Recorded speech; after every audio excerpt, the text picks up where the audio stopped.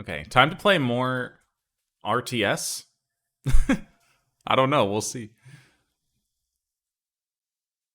8.5 hours of playtime.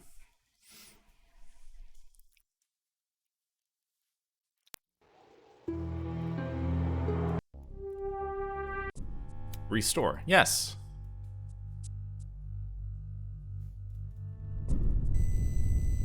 Oh god. Sorry. I don't know why there's that ambient, like, annoying buzzing.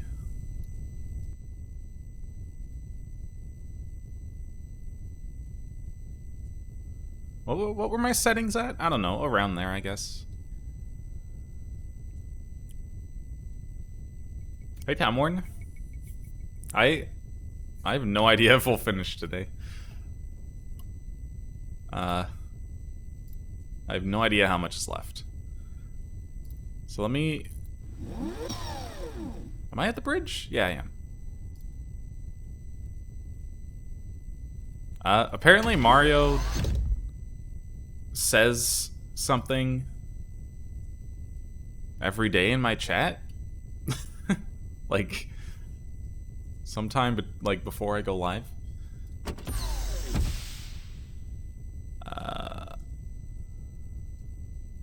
How do we plug in again? Headset. You attach? Okay. Hey, Mario.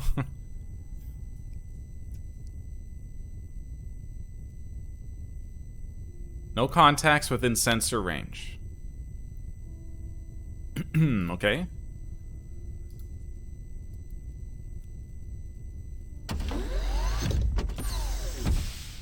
Let me check on the lander.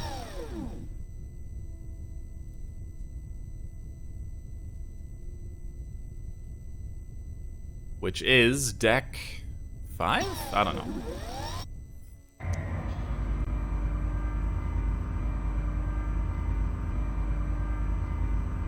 Deck 5. No, it's not deck 5. 6?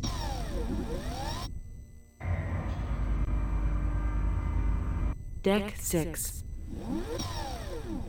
Yes, this one. I think. Is this where the lander is? I don't see it. Also, we can't even go outside. I have no oxygen.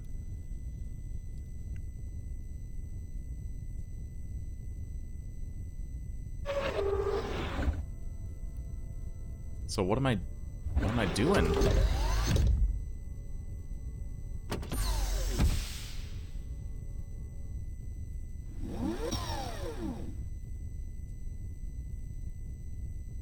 I think I have to find the, like, I have to use the lander, but I don't know where that is.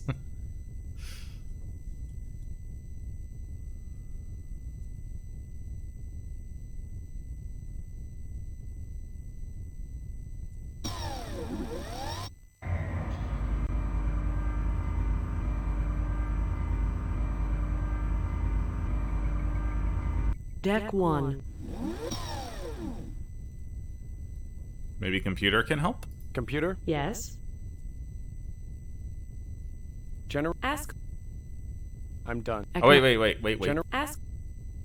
Let's talk about the Jericho and the planetary lander. Okay. Status? What is the status of the Jericho? The Jericho suffered minor damage during the battle. The Lexington... Okay. How can I get the Ariadne over to the Lexington? Use the TCS in the comm center to establish a link with the Jericho. Enter the code name here we go. Jacob's Ladder when the Jericho system demands authentication. Jacob's Ladder is the automated launch program for the planetary lander. The Jericho systems will resume the launch preparations that were aborted when the UN drones attacked. Okay, establish a link with Jericho. Codename Jacob's Ladder. The launch protocols can be carried out through remote operation, including the initialization of a computer-based autopilot on the lander that can be used to steer the lander over to the Lexington. Okay, I'm done. We'll figure it out.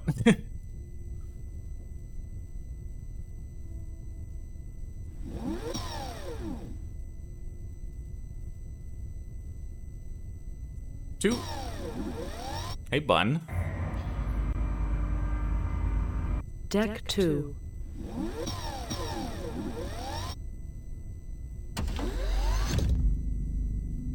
Okay, TCS controls.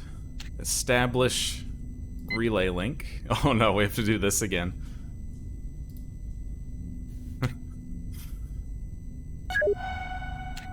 Oh wait, this is the Jericho though. So it's very simple. And then transmit, and we use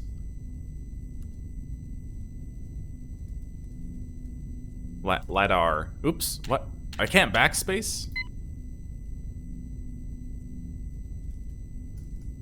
Oh my god, I keep trying to backspace. It doesn't work. Apparently backspace is also the enter button.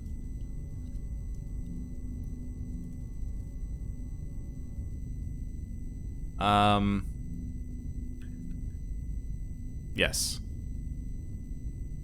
Oh no, autopilot descent to Persephone? No. We want... I should have listened to the computer. Hello, Fear. Manual control. Or... yeah, sure. Oh, okay. We want Bravo. Oh my god. Do not mistype, otherwise you gotta go all the way back. We want Bravo. Initiating pre-flight checklist.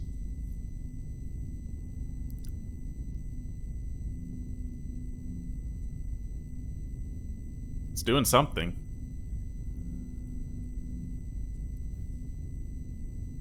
Open the pod bay doors, Hal. Deploy. Are we good? Oh. Adrian... Wait, what? No. Ariane... Ariana Grande, now holding 1,000 meters from USS Jericho, awaiting homing beacon activation. Sure. Homing beacon activation, okay. So we'll enter this again. Oh. Never mind. We're gonna go over here, I think.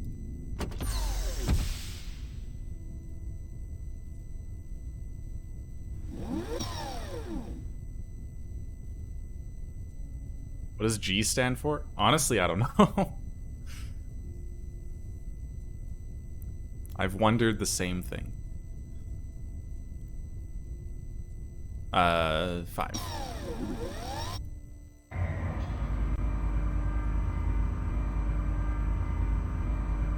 Deck 5. Genius? Oh, I believe it. Is this... oh, this is not the right deck. Ooh, okay.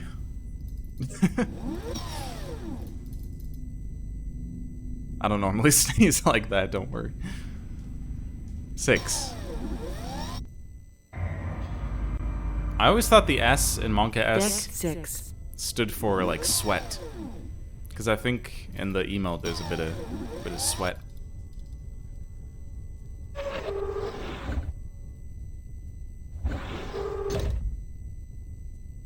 Hold on, okay, I need the computer again because I forget what the next step is, even though she told me. Computer? Ask. Let's... Okay. How can... Use the TCS in the comm center to establish a link with the Jericho. Done. Enter the code name Jacob's Ladder Done. when the Jericho system demands authentication. Jacob's Ladder is the launch protocols can be carried out through remote operation, including the initialization of a computer-based autopilot on the lander that can be used to steer the lander over to the Lexington.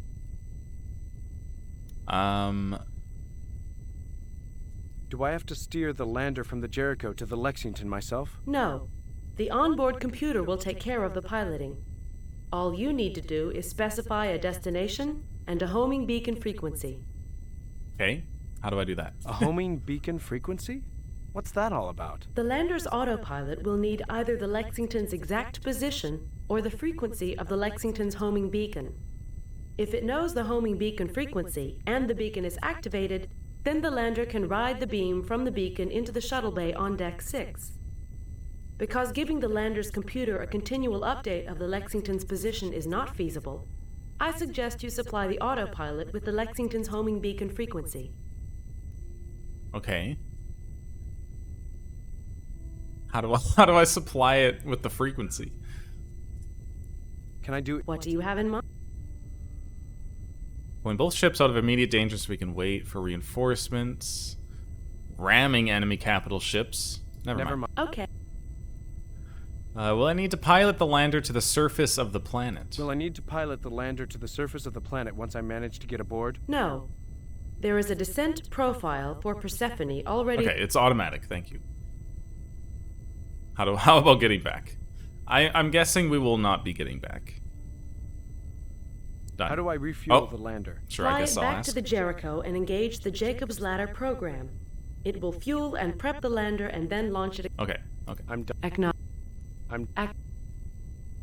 So we need to supply it with the frequency. Somehow. Maybe on the bridge?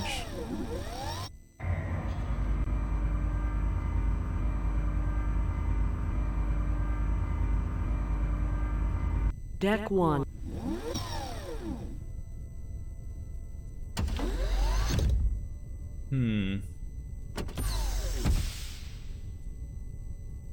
I don't know. Let's just start clicking on things.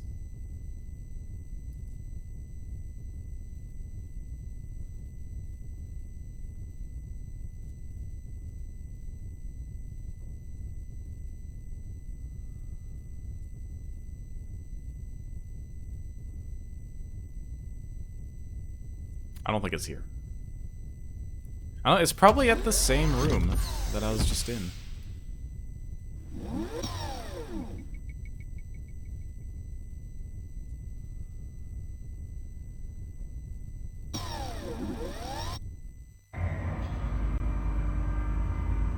Deck 2.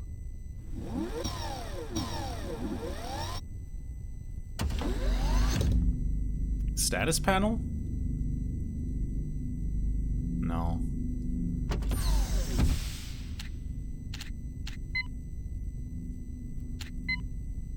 Let me do this again.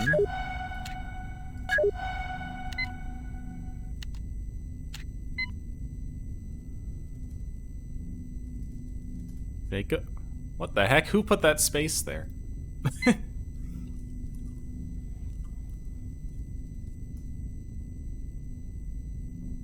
Holding 1,000 meters from USS Jericho, awaiting homing beacon activation. Diagnostics. Okay, I don't know where to give it the homing beacon frequency though. Other controls? Computer? Yes? Oh, it's just the computer. General? Ask a... Maybe I missed the question. Okay. How could... Use the TCS in the comm center to establish a link with the Jericho. Yes. Enter the code name Jacob's Ladder when the Jericho system demands authentication. Jacob's Ladder is the automated launch program for the planetary lander. The Jericho system's Okay, the we did launch that. protocols can be carried out through remote operation, including the initialization of a computer-based autopilot on the lander that can be used to steer the lander over to the Lexington. Hey, Prax and Bloody. She doesn't tell me how to give it the frequency. Will I need to... No. There is a How much... It was designed for... So I should plan on a limited stay on the... Yes, you may... You may need to ferry back and forth. Alright. What if... The lander has enough fuel to bring you back to the Alright. I'm done. Dang it. I'm She didn't tell me how to do the thing.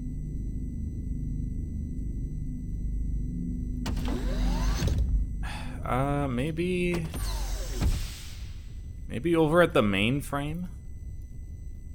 On deck 5?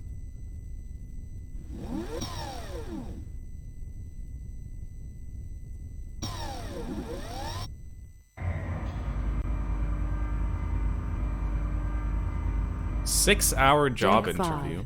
What the heck?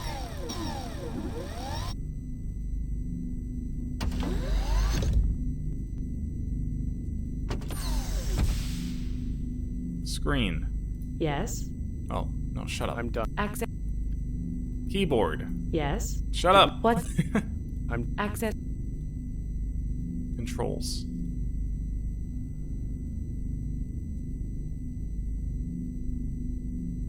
What the heck? How do I give the lander my frequency?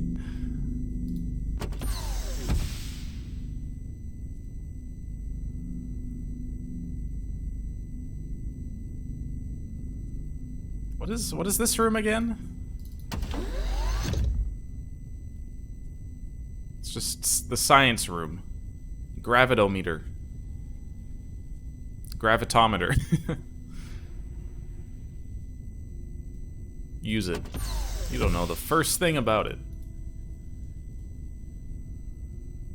This is just the sciencey room. Okay, this is not the right place.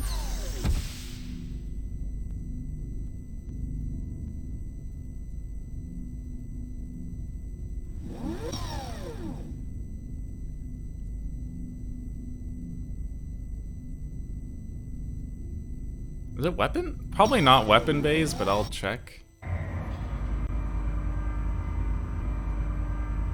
Weapons bay.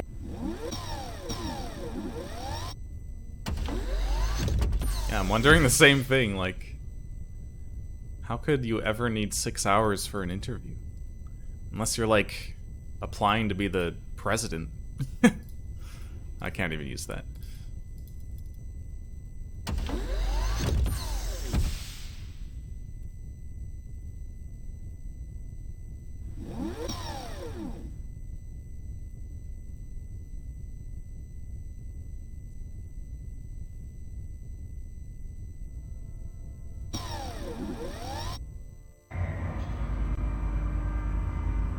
Deck 6.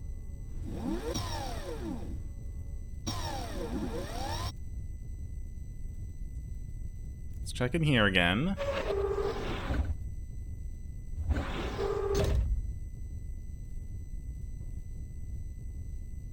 Can this somehow... Oh, transmit homing sequence. What the heck? I thought this control panel was just all about, like, depressurizing and stuff. Apparently it's also the transmit homing sequence panel. Oh, active? There we go. No big deal homing. The homing beacon shuts itself down as you leave the console. Because the ship is rigged for combat, any EM emissions could give away its position. The homing beacon must be kept activated by an operator at the console. If left unattended, the beacon shuts down. So we stay here, is what they're saying? We just wait?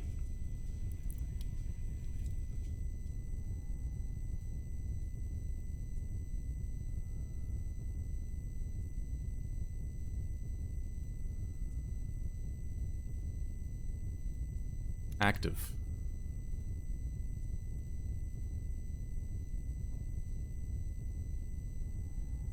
Oh. I have to wait on this screen, I think. Oh, do I have to open the... Hold on. Shuttle bay. Open. Because it has to get in here, right? Oh, there it is.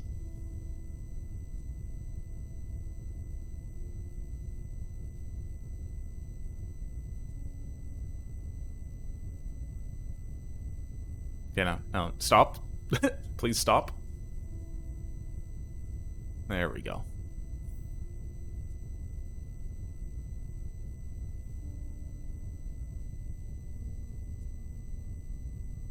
Close the door.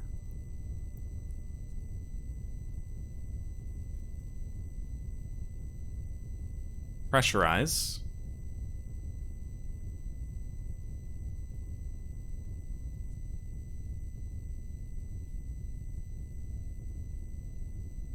Okay. Now we save.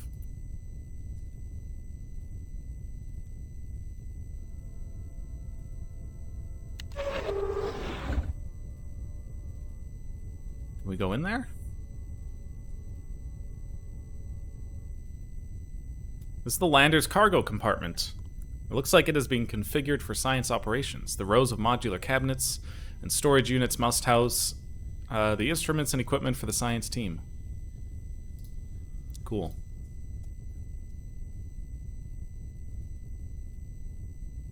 The midship compartment of the lander is an odd octagonal area between the cargo compartment and the flight deck. You surmise that this area is used for equipment and consumable storage for the lander and its crew. Open. Ooh, that's a lot of oxygen. I'll just take them all? Oh, I can only take 2. What about this one? It's the same compartment of oxygen, I guess.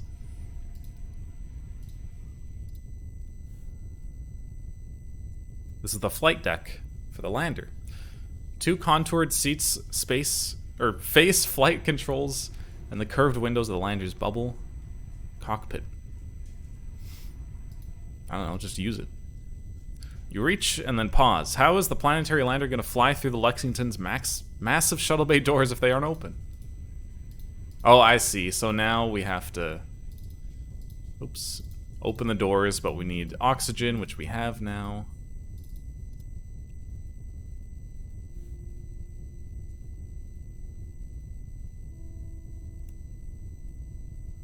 Close.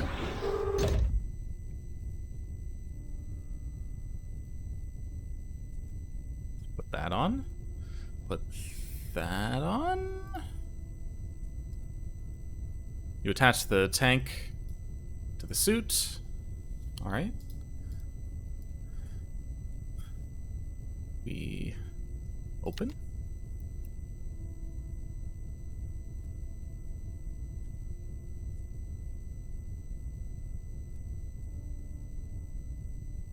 Depressurize.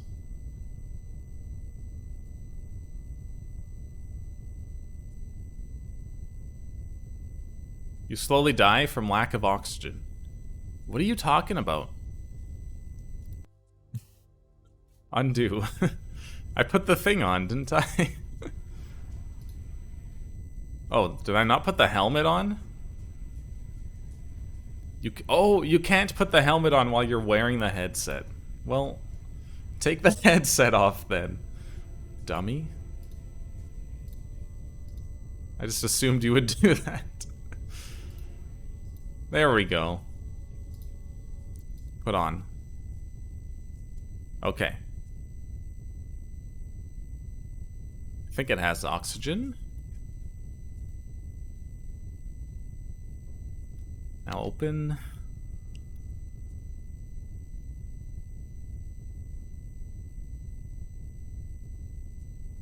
Depressurize. Oh no, depressurize.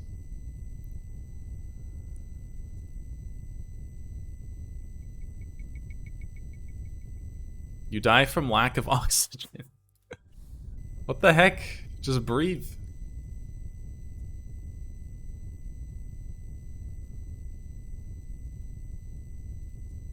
The spacesuit already has an oxygen supply. Okay. So I'm wearing it. Is this still not on? Oh, there we go. What the heck? How is it not on yet?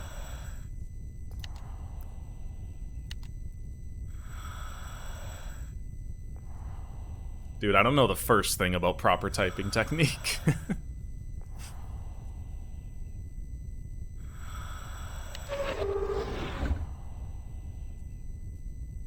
probably why I suck at typing. Okay, get in there. Use. Hey, Alibaba. You engage the lander's autopilot, and it begins scrolling through pre-flight checklist items. The lander has finally finished its checklist. Well, that was easy. You go back inside the Lexington long enough to compose a quick message describing the events to date. A message to be left looping on the ship's computer in case you don't make it back. I have a feeling we're not going to make it back. As you record the message, you can't help but think that fate has caught up to you after all. It's your turn to leave a message for those that will follow. You think of all the haunting logs and messages that were left behind by Dana, Tran, and the other members of the Lexington's dead crew. When you're done, you return to the shuttle bay, discard some of the items that you think will be of no use on Persephone. Okay, thank you, game. It's cleaning out my inventory. And enter the lander. A moment is needed to get buckled in, button up the lander, and engage the craft's autopilot. The lander's small OMS engines fire, and you are on your way. We're going down to the planet, where there's alien artifacts.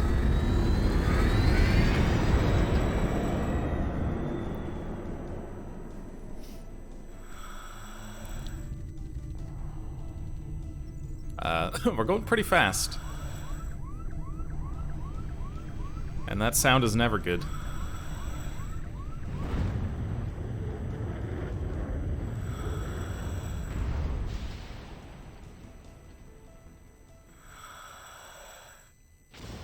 You forgot to en passant? A rookie mistake. Okay, this is a save.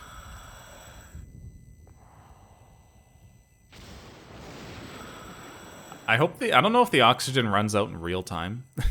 The ramp on the back of the lander was torn off by the impact. The cargo compartment is open to the toxic atmosphere. Yeah, so I told you, we're not getting back. You climb down from the lander. Jesus. Taking extra care in the heavy gravity of Persephone to avoid falling any significant distance. You are standing in a furrow dug by the lander in the crash. A turbulent sky filled with rolling clouds is visible above. Oops. Dude, that is loud lightning.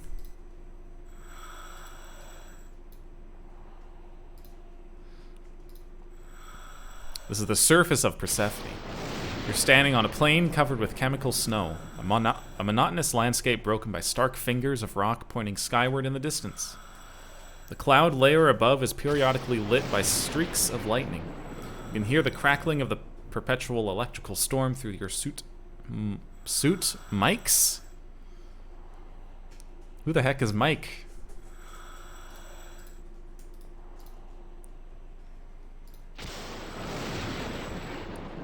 Ice. Take. You hammer away at the ice crystal, and it doesn't break. So what do we have? We have oxygen. We still have the bomb. Oh, yeah, use the bomb.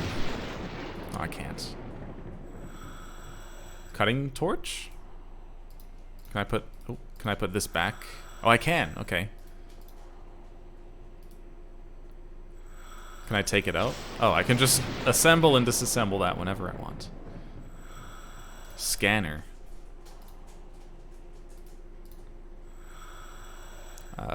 Okay, whatever.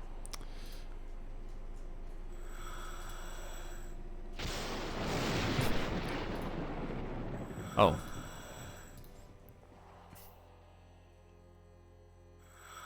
No idea where I'm going. Ooh, what is this? Metal tower. A silver tower emerges out of a huge ice formation at the back of the Box Canyon. The structure appears to be made of a reflective metal that glows dully in the dim light coming out of the turbulent sky. You climb slowly up the jagged ice formation, fighting the oppressive gravity of this hellish world.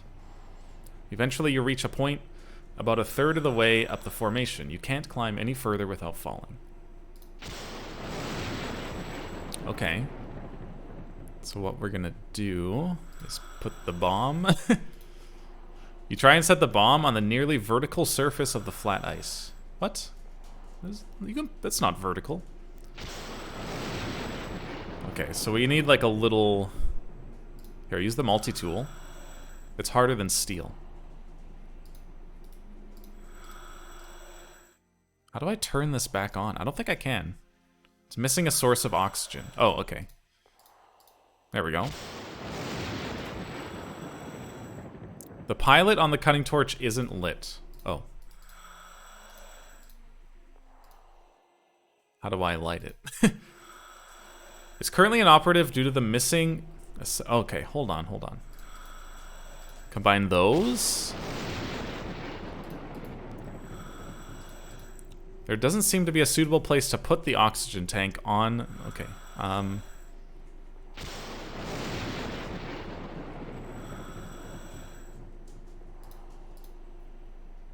The torch wasn't designed to accommodate a suit oxygen tank, but you managed to attach it to the torch framework and get it hooked up to the torch feeds. Wait, it says it's hooked up, though. Oh, we put both in. Okay, then we do this. No, then we ignite.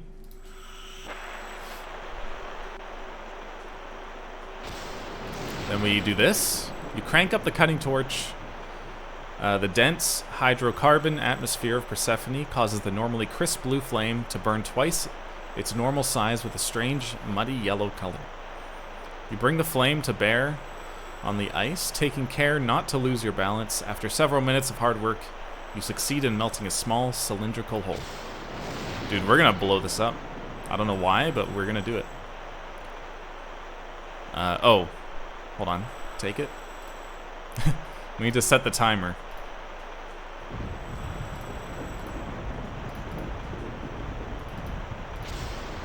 Which, I don't remember how.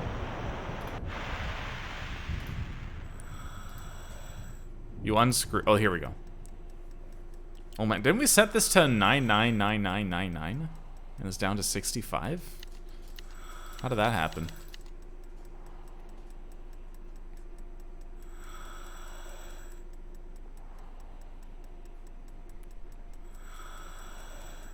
Oops.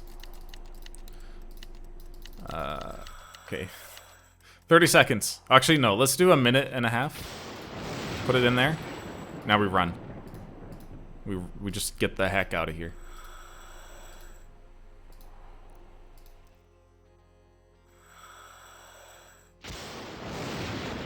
What if, though? What if I just stay and watch?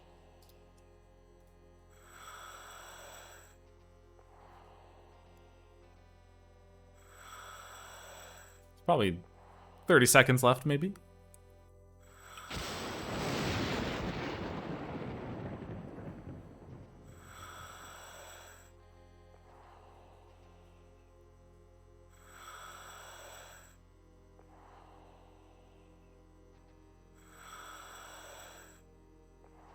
Any second.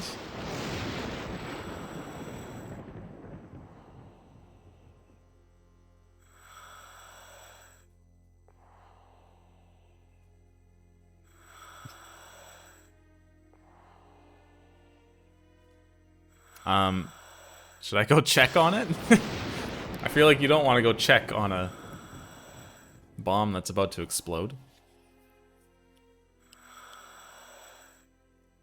But I'm gonna do it anyway.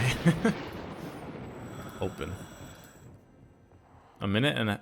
What? I paused it. I accidentally clicked the pause button.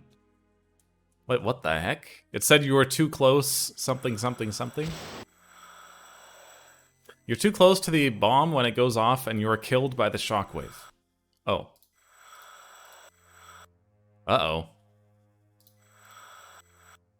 I'm soft locked, but I have a save, so it's fine.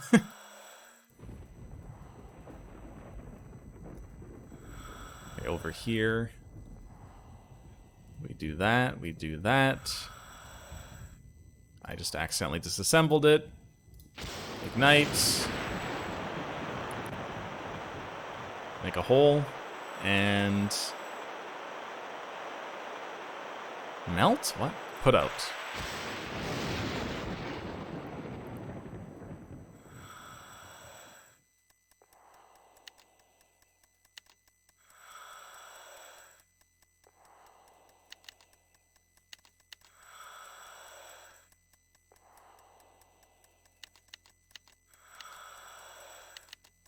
I feel like I have to maybe set it for like a reasonable amount of time. And then somehow get the lander up. Okay, just set it for like an hour right now.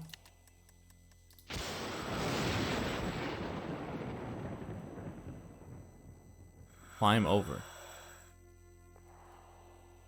And then... see if we can even fly this thing again. Use. Oh, use. The controls are dead. Okay, well maybe we just run back here. I didn't even put the bomb in there. I just armed it and held it. Oh my god.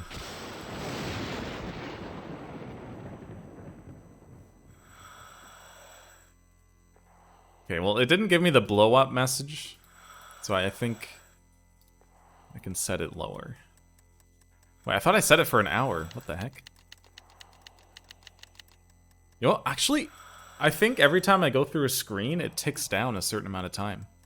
I think that's why it was at 65 hours, even though I think we set it to 99 earlier on. So set it to like 7. And if we're too close, I think it would have showed, or it would have told us right there.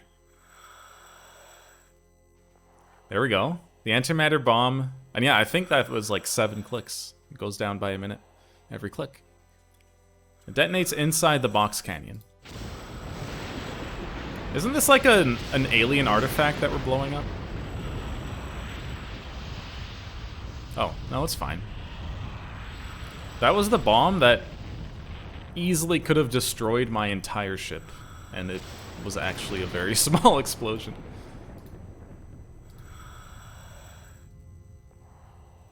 Can I take another one? No, I can't. Okay, now we have a secret passage.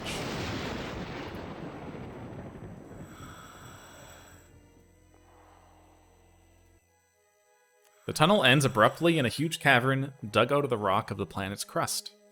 You're standing at the edge of a sharp drop-off, looking into a vast square stone cathedral that must be thousands of meters on a side. Bridge. Bridge is made of a strange, mottled material led from... wait. What? Led from the diamond-shaped platform in the middle of the vast cavern to openings in the wall. Lead. Okay. Freaking English, dude. Just have 2 words. I guess they... I don't know. Can I go anywhere? Cavern. Hold on. Turn the music up.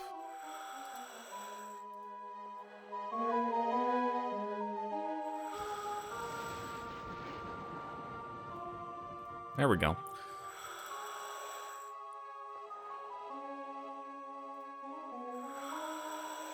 Tunnel? Is this where I came from? Yes.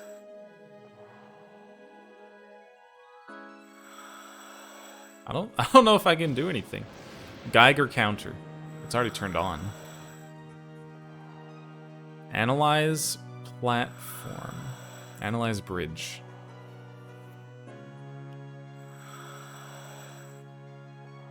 Okay.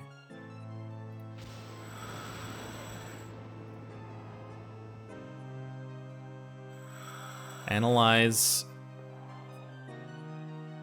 cavern.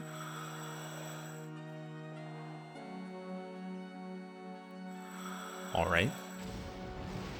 Some form of igneous rock that has been melted and remelted.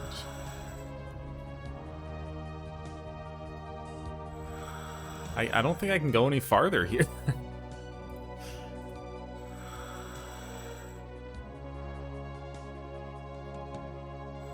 Wonder if I can melt this ice.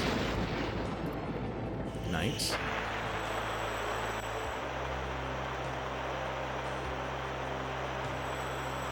Nope.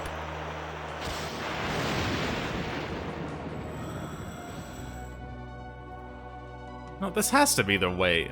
There has to be something here, right? I have a map. Doesn't really You know what? I think this does help, because it looks like there's multiple areas here. Yeah. Can I go this way? Okay, so what's...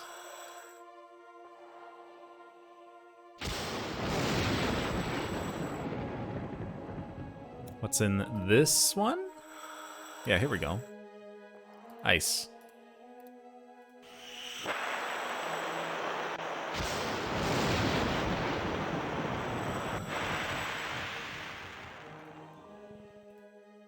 Okay. Hold on.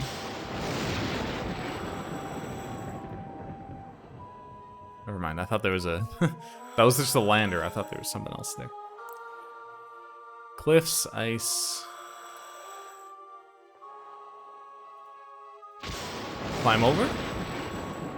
No.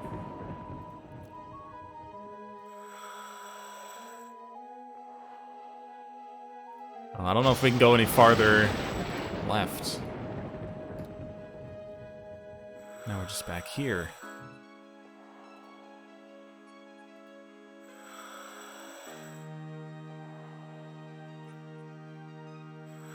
Okay, no, we have, like, it has to be in that tunnel. It's gotta be.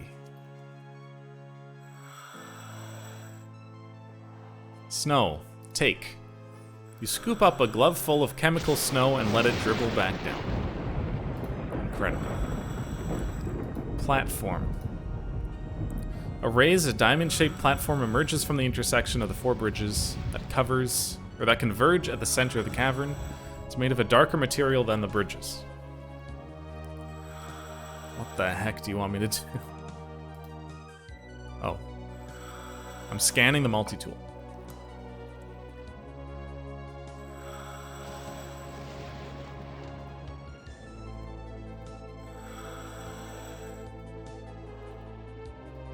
Run on. It's clear. There's no significant radiation here. Okay.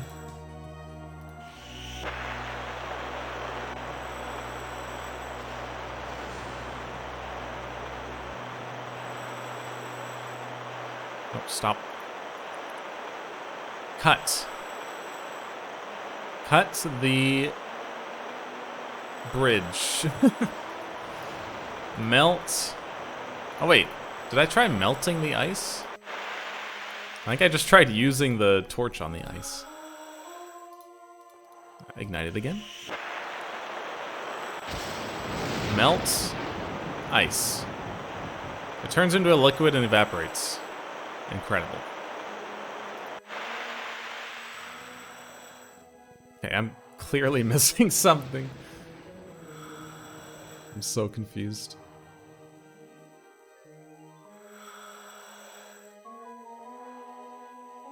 Was that something? Well, I thought it said cavern edge, but I think I just mixed together cavern and bridge. Oh no, cavern edge. You're standing at the very edge of the tunnel opening next to a drop-off of several hundred meters.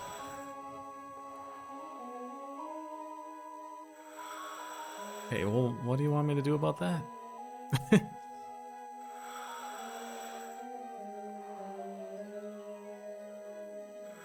I'm so confused. Maybe there's something on the lander that can help.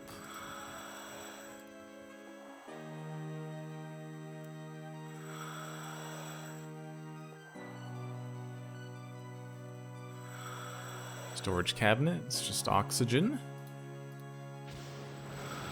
Storage cabinet, also oxygen.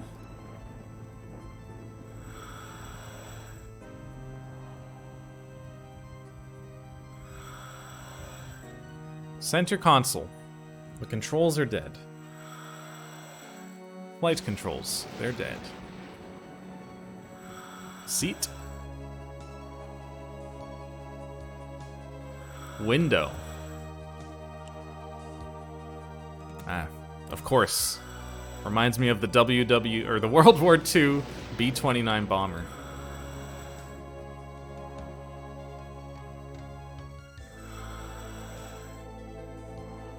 Okay, well, I don't see anything in here.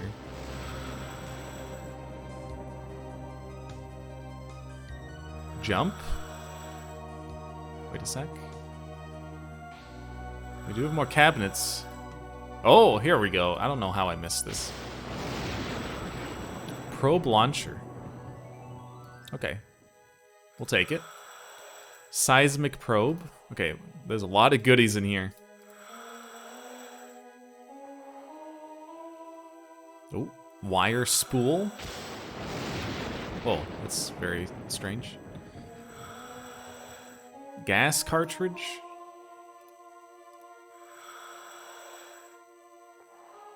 Can I unlock? Okay. We got some stuff. I'm going to assume there was nothing else in there. Okay. So what can we do with a gas cartridge, a wire spool, a seismic probe, and a probe launcher? We'll probably put that in there. And then shoot. Let's save first. I don't know. Yeah, just shoot it. Shoot it at the platform.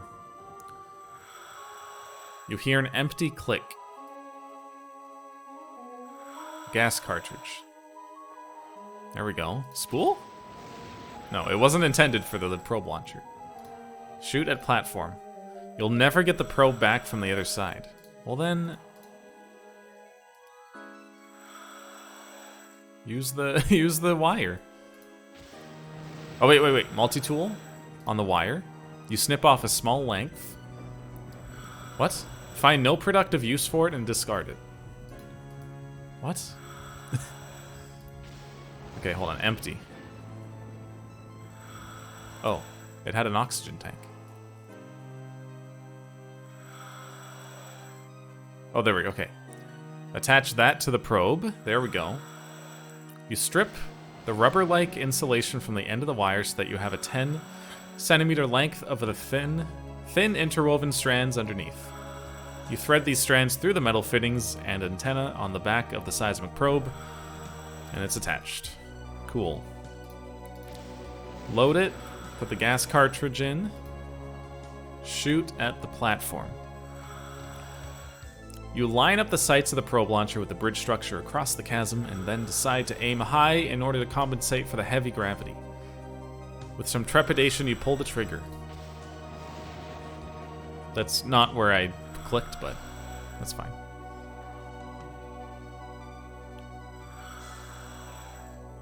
The probe seems to have anchored itself solidly in the material of the bridge. You pull the wire taut and secure it to this side of the chasm.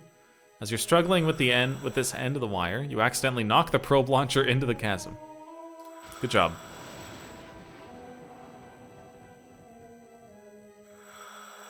Wire. Traverse? What? Is the wire gonna hold? You ponder the situation for a moment before attempting to traverse the chasm. Eventually you realize that you can clip the tether rings on your suit to the wire and dangle over the chasm, pulling yourself along the length of the wire until you reach the other side. You can thus avoid having to cross hand over hand, which would have you relying on your arms to support 2.5 times the normal weight of your body. You put your plan into action. This seems like a horrible plan. The crossing takes only a few minutes but feels like an eternity. When you finally reach the bridge structure in the cavern, you barely have enough strength to pull yourself up and over the ledge and flop onto the surface. You rest for a few precious moments, trying to regain your breath. When you feel like you can resume normal movement, you stand up. There we go. Oops.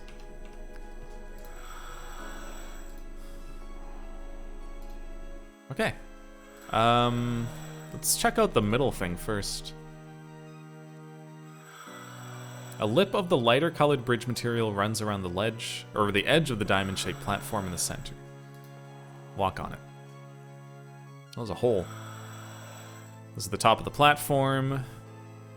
It seems to be the focus of this vast installation. Okay, well let's start with This one, then.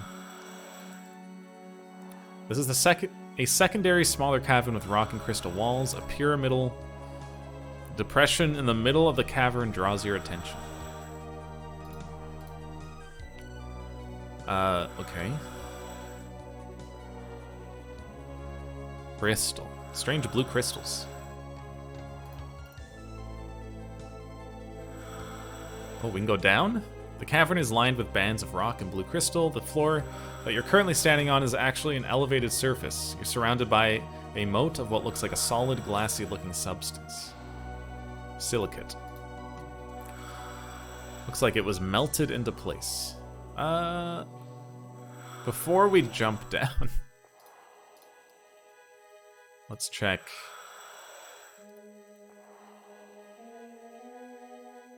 This one. Oh, there's another. Okay, there's another depression. Let me guess, it's the same thing here, okay? Okay, well, we'll just jump down one of these. Oh. You're now inside the pyramidal depression. The depression has smooth walls that gently slope up to the cavern floor above. In the middle of the platform is a platform of some kind. It looks like a kitchen sink.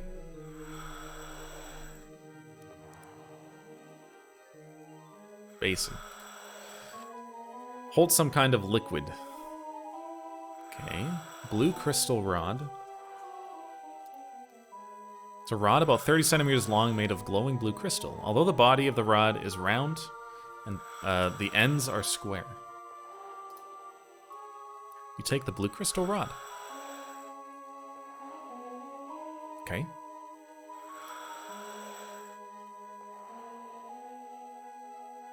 The body of the rod is round and the ends are square. There is a drain. What if I stick the blue rod in the drain? I can't. The drain is tiny. You can't fit the blue crystal in the drain. Dude, it's like I'm in preschool again. We got the square slot, the triangle slot. I mean, it said this had a square base, but that's... There's no way it fits in here. It sits upright in the slot, leaning at an angle. Yeah, that's what I was expecting. Cylinder. Oops. Suspended by 3 crystalline tubes. Transparent tubing. Okay, well, let's see what's in the other ones.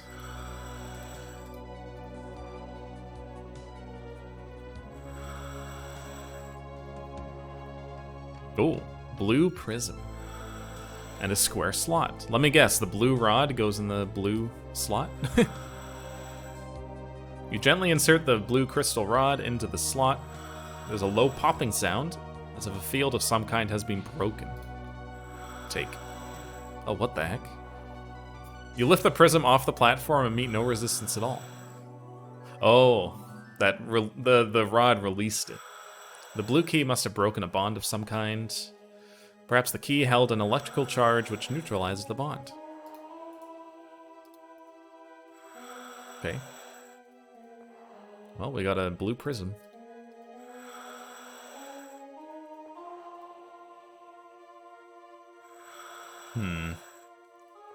The ochre block is anchored to the platform. You tug hard on the block, but it's held in place. Okay. This one's tougher because I don't see a hole for the yellow rod.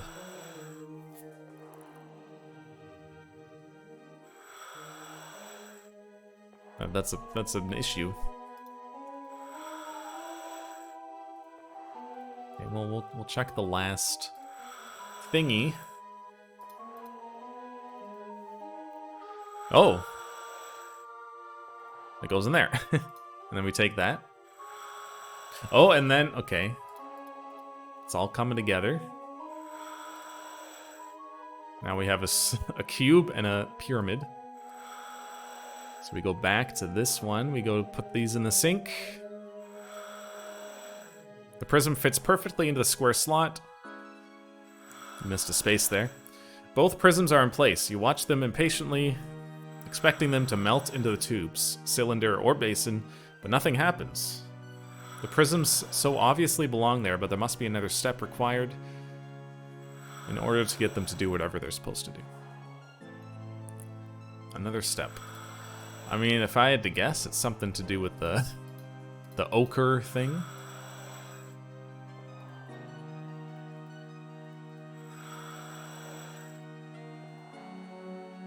Wire spool.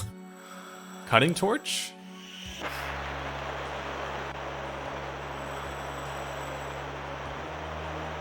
Cut. It heats up slowly but does not melt.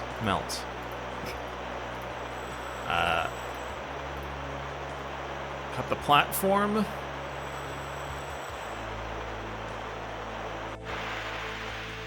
Multi-tool? Nothing productive. Scan it, perhaps.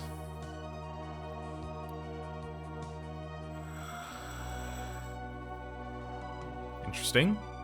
The scanner displays... it's a mix of complex molecules in a regular structure, almost like an inert storage matrix. Ah, yes. Of course. An inert storage matrix. Look at the Geiger counter. No radiation. You know what? Maybe this isn't part of the sink. The sink puzzle.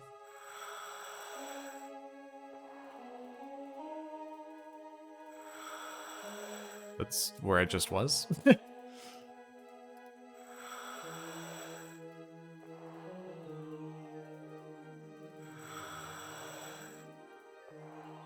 I take that? No, it's stuck.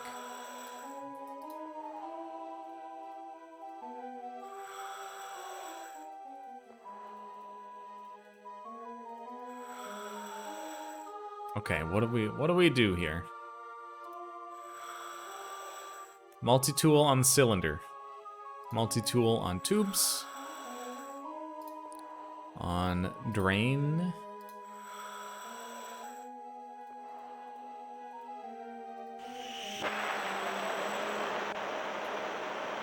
Cutting torch on basin.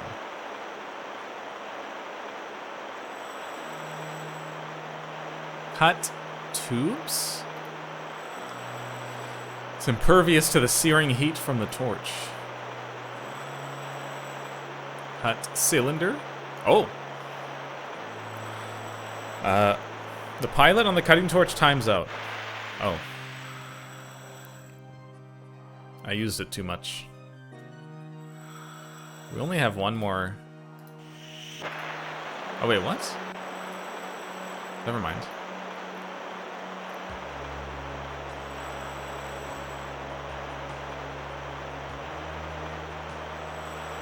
Melt the spool? It would be a cardinal sin to let you incinerate objects that you might well need later in the game. Okay, so we need the wire spool later.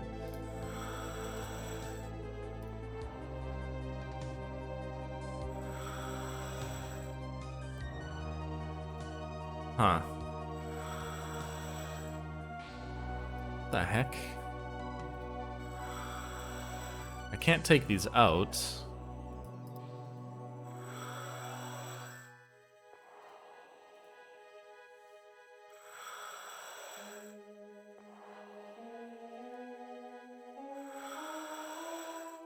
Can I scan these?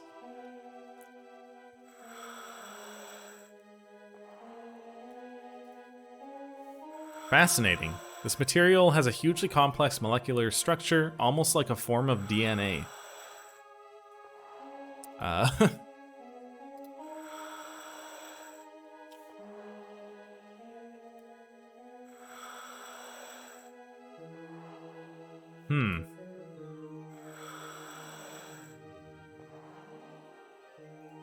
Okay, what am I missing here?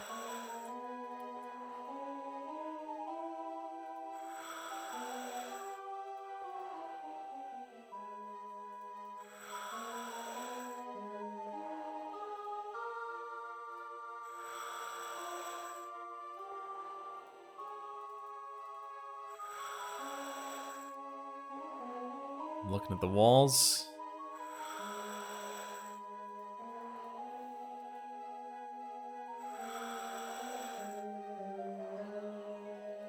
Take it. Just take it. Just pull it really hard.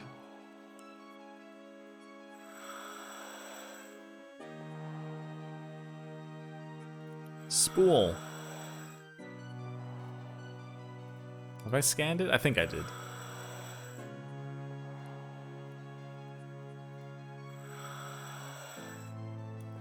Almost like an inert storage matrix.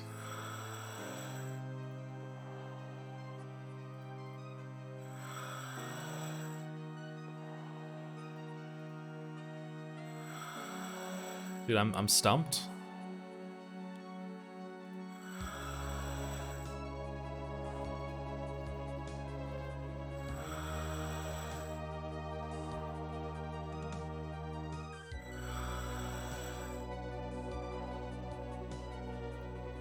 Just checking if I missed anything in these caverns.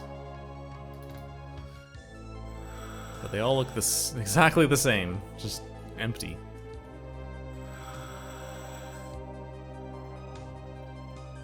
I mean, maybe there's something in the tunnels that I keep passing by.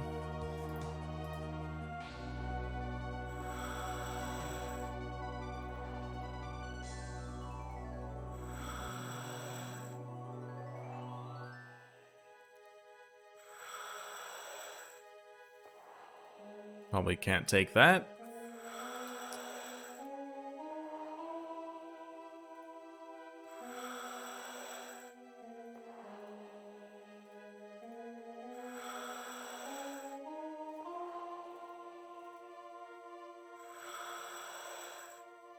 Like, there's only so many things I can do here.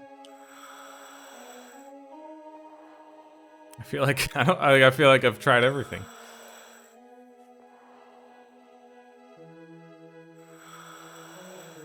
And I can use the cutting torch on every surface here.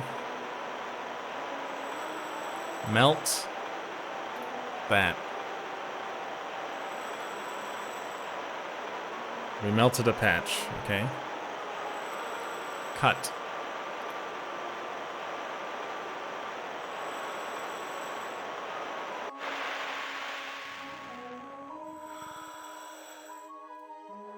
Oh. We'll try it on the walls. Melt the crystal. Nothing happened.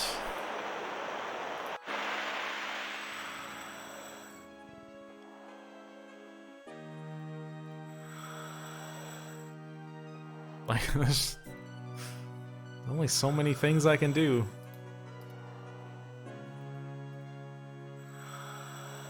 If I had to remove my suit, what do you think would happen?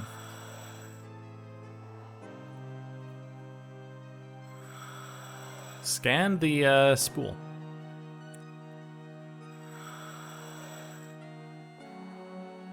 Whoa.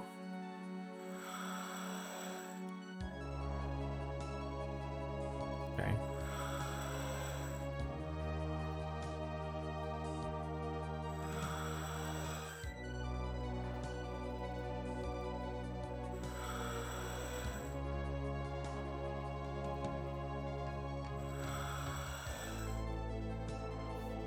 I have no idea. I might check the guide. No, I want to go back to the sink.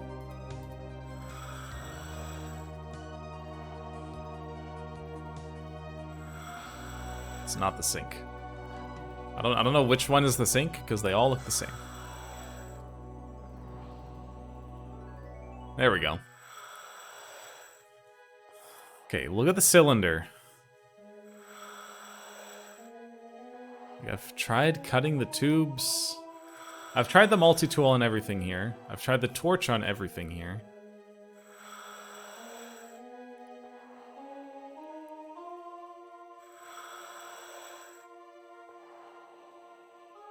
What? I don't know what else to try.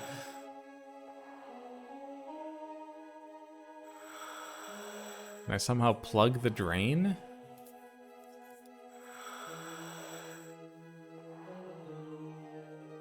Come on, game. I solved the kindergarten puzzle. Let me continue. Oh, wait. I don't have to check the guide, because we can use that hint website.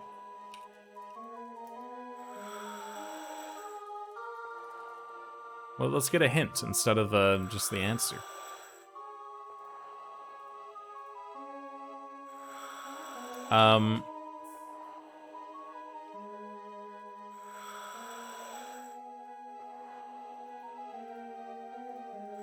Oh wait, we already did that. So 4 rooms.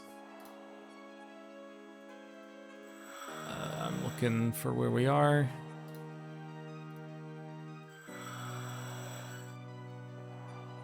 Okay, we got the prisms. Okay. Hint. Basins are meant to hold liquids. Too bad there aren't any here. I have to find liquid? No, it's gonna make liquid, right? Hint. Maybe those crystals can melt. I thought I did that. I thought I tried.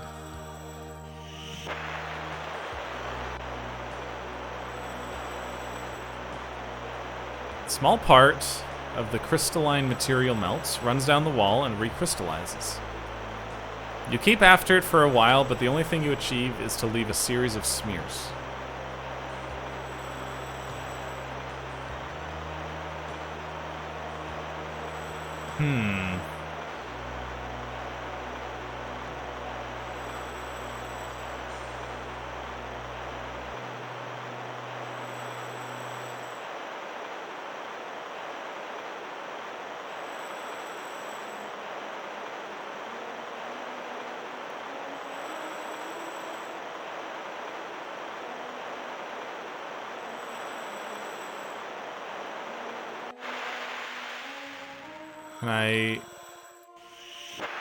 Can I melt the crystal around this?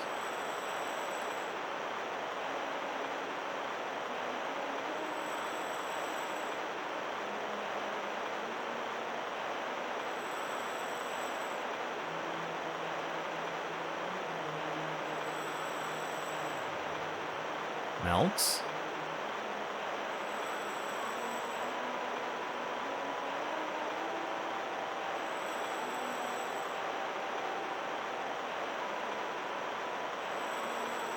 I'm very confused.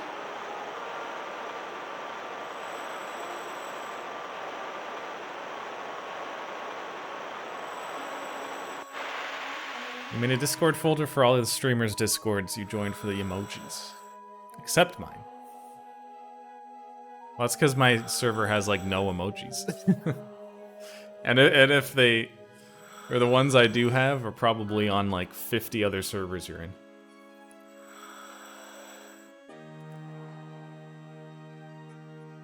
Okay, well, I clearly have to melt something.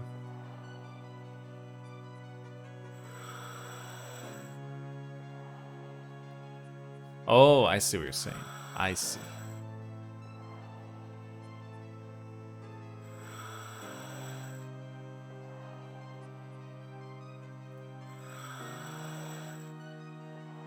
Okay. I mean, there's tubing. Where does this tubing go? Dude, give me another hint. Because...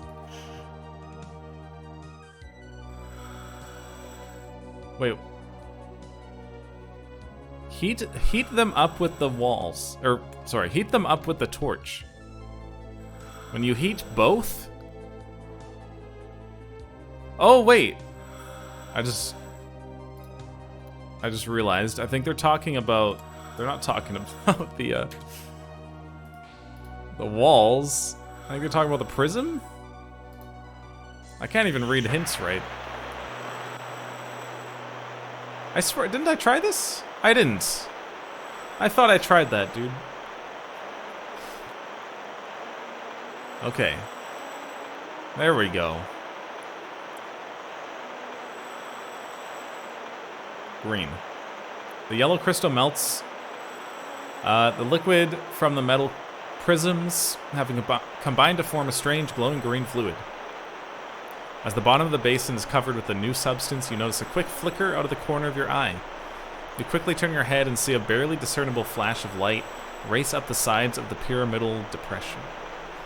The phenomenon is echoed by the... Can we put this torch out? It's so loud.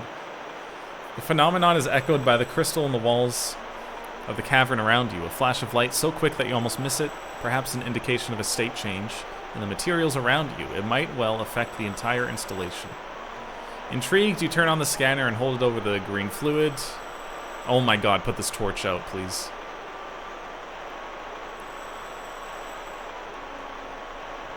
Is that Flubber?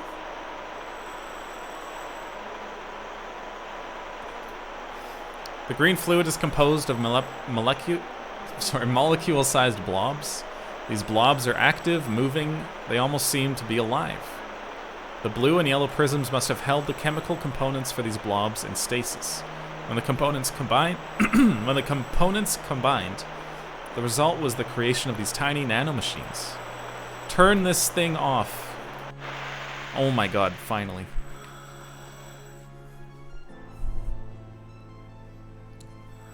Okay. So we have a basin of nanomachines. Time to save. I mean, I don't think it's any worse to play than most of the other games I've played on this series. All of the games are just like old and clunky. What if I put the spool inside? You drop it into the green liquid with a plop. It sits there for a while, nothing happens. The nanomachines don't seem interested in it. Eventually you retrieve it, so I just stuck my hand in there.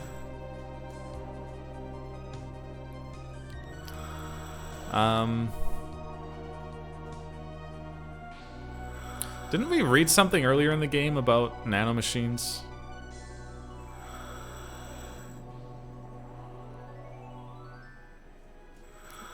I don't know, maybe not. I think we did. Do you want... Dude, it probably wants that ochre rod. Look at millions upon millions of molecular-sized blob-like nanomachines. Multi-tool. Cutting torch. They don't seem interested. Yeah, they probably want the rod. I thought I couldn't skip that for a second. I was like, oh, something different. Maybe I can just take the ochre rod now?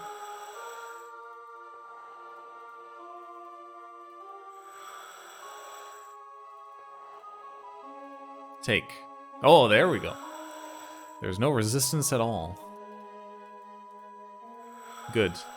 So if that didn't work, I'd be lost. I'd be at a loss. Okay. There we go. You drop the ochre block into the seething green fluid. It begins to melt. Oh, they love that. You hold the scanner over the boiling liquid.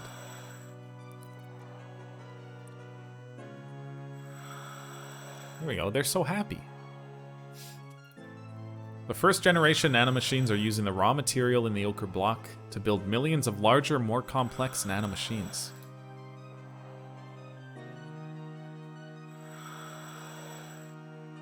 Alright. We'll do another save. Wire spool? You toss the empty spool into the basin, the nanomachines don't seem interested.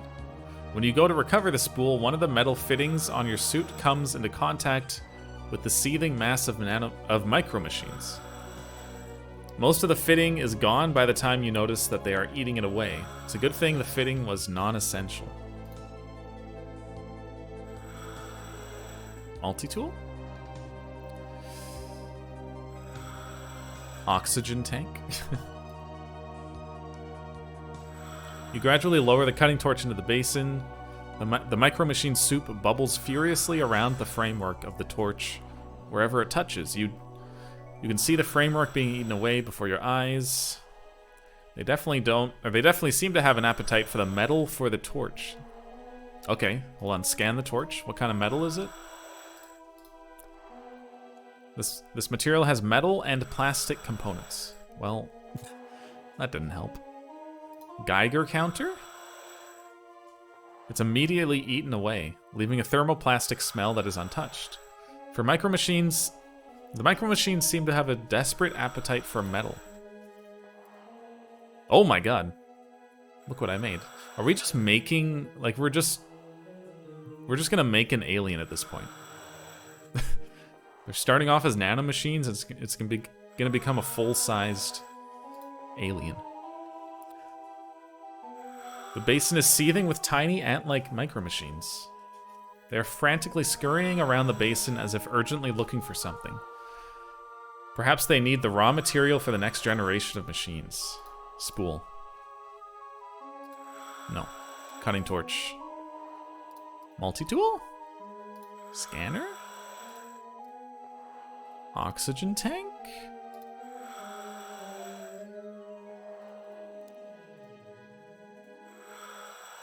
You can't put the acetylene tank in... Okay.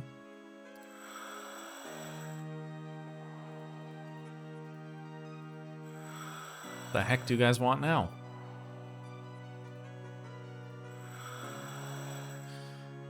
The machines are so tiny and so densely packed that the resulting mass of micro machines looks very much like an agitated liquid. Can you put the vacuum suit and... Put on the vacuum suit and get in there. I'm already wearing the vacuum suit.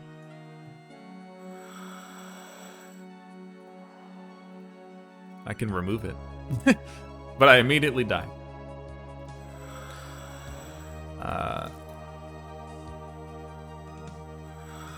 The heck?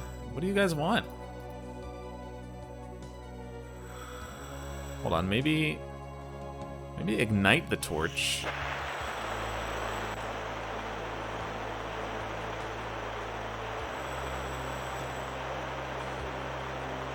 Melt. You would destroy the micro machines. That's fine. Melt the cylinder. Oh, wait, never mind. I thought I solved it, but it was just telling me that it went out. Melt the cylinder.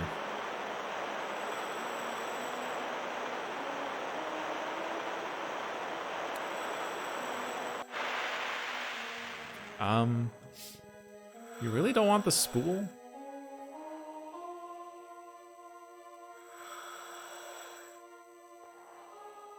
I don't have anything else.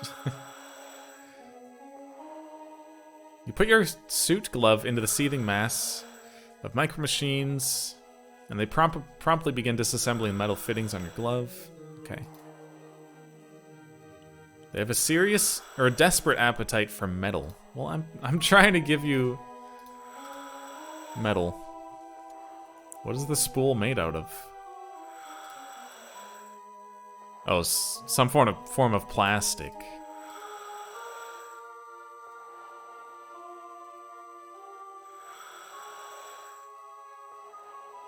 Okay, scan the cutting torch. I already tried this though. Metal and plastic. Can I disassemble again? No. So we need something that's pure metal.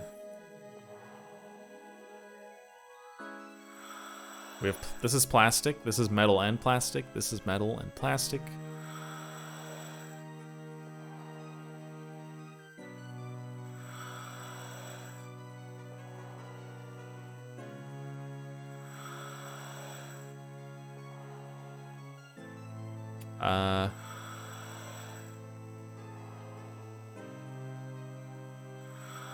Oh, no, don't do that.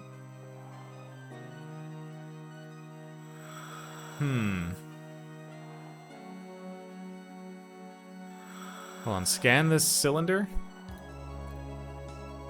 It's an extremely dense alloy. Oh, wait. Yeah. Strange metallic structure. It's extremely dense alloy of some kind.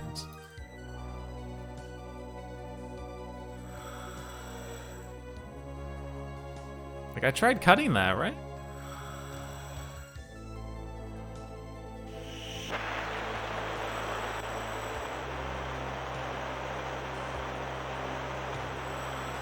The slate-colored material absorbs the intense heat generated by the cutting torch and then quickly cools.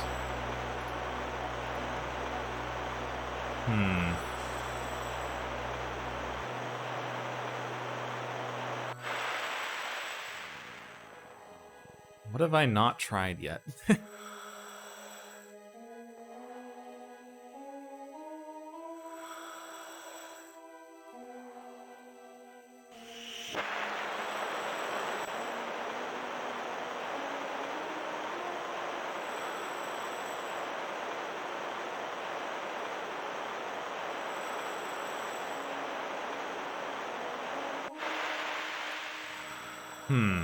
Hello, BSD. Like, I bet this tank is metal. Can I put the new tank? No.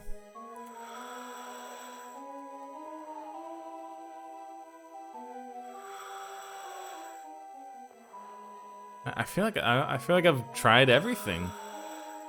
Maybe there's something I can pick up.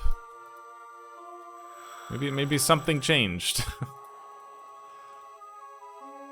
Probably not, but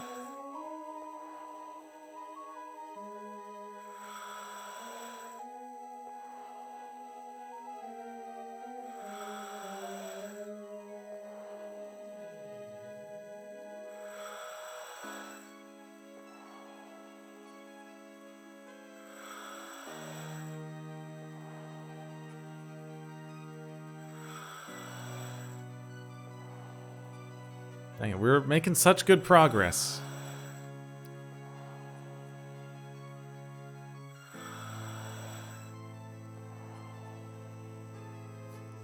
Give me a hint.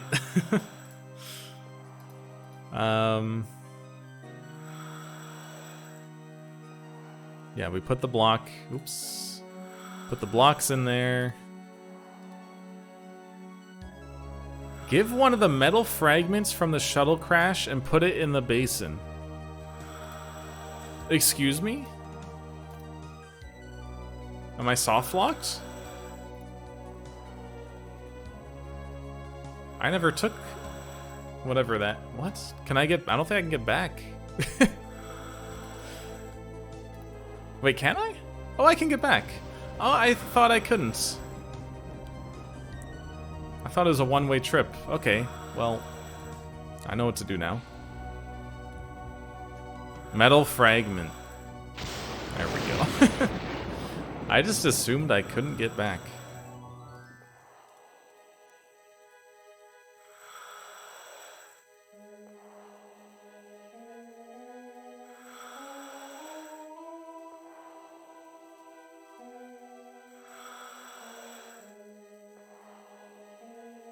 Man, it would be nice if there was something that differentiated these caverns. There we go. You drop the metal fragments into the viscous liquid inside the basin. The reaction is immediate and furious. Intrigued, you turn on your scanner and take a look. We've created life.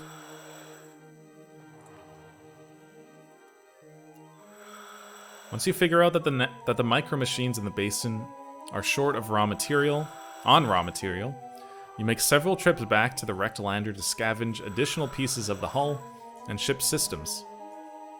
As you put each load into the basin, the metal melts away as it's disassembled by the micro robots and used for some mysterious construction task. Eventually, you see the outlines of something beginning to form in the basin. After a number of trips, you start running out of easy pickings and resort to ripping cabinet doors out of the cargo compartment.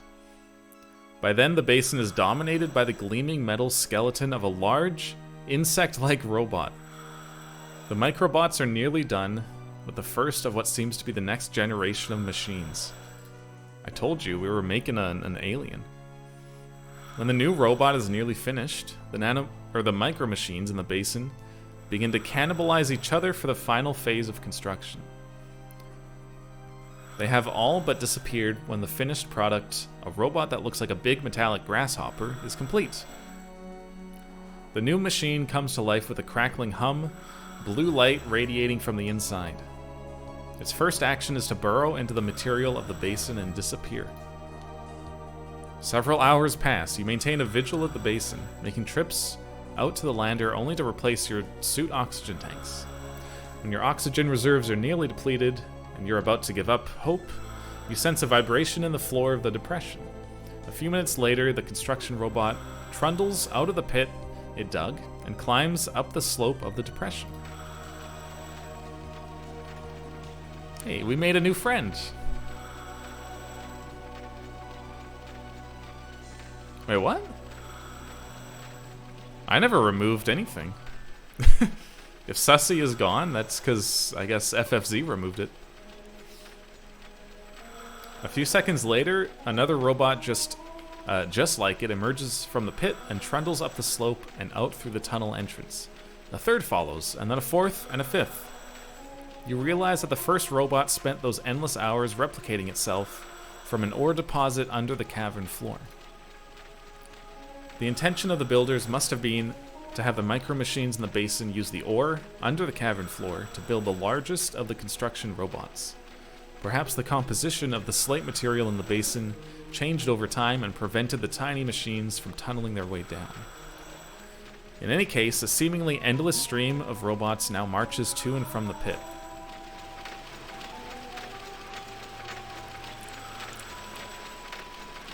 Can we get cat jam?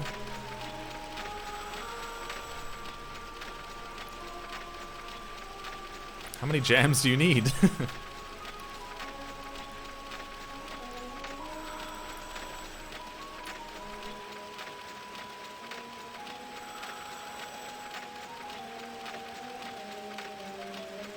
Yep, those are robots.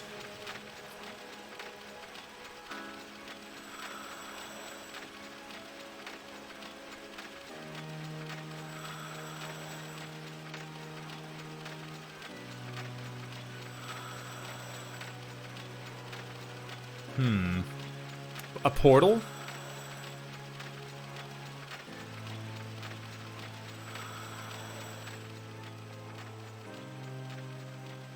The builders of this installation knew that no complex machine could survive the ravages of time. They coded the designs and plans for the installation's machines inside a form of chemical DNA. This DNA had the advantage of being stable over time and redundant. There must have been millions of individual molecules in the prisms you used to kick off the activation sequence. Upon activation, the chemical components combined to create nanomachines. Why are they telling us this? We just... I know what I did. And these nanomachines built micro-machines which built the large construction robots. The robots brought the installation to life. After a little bit of exploration, you know that all of the secondary caverns are now filled with marvelous and mysterious machines, their secrets waiting to be unraveled. Those secrets will have to wait for those that follow you. You're running out of time, your attention is focused on one machine in particular, the centerpiece of the installation. The robots have built something that looks suspiciously like a portal of some kind in the middle of the largest cavern. It might be a gateway, a transportation device intended to convey the discoverers of the installation to its builders. You pray for the deliverance. You run down one of the bridges towards the platform, towards the beams of hard blue light. Oh, so sneezy today. The portal seems to draw you in, to welcome you. As you get closer, the light gets brighter. Finally, you run up the slopes, finally you run up the steps chiseled into the platform and step into the light. Oh no, it's the end of 2001.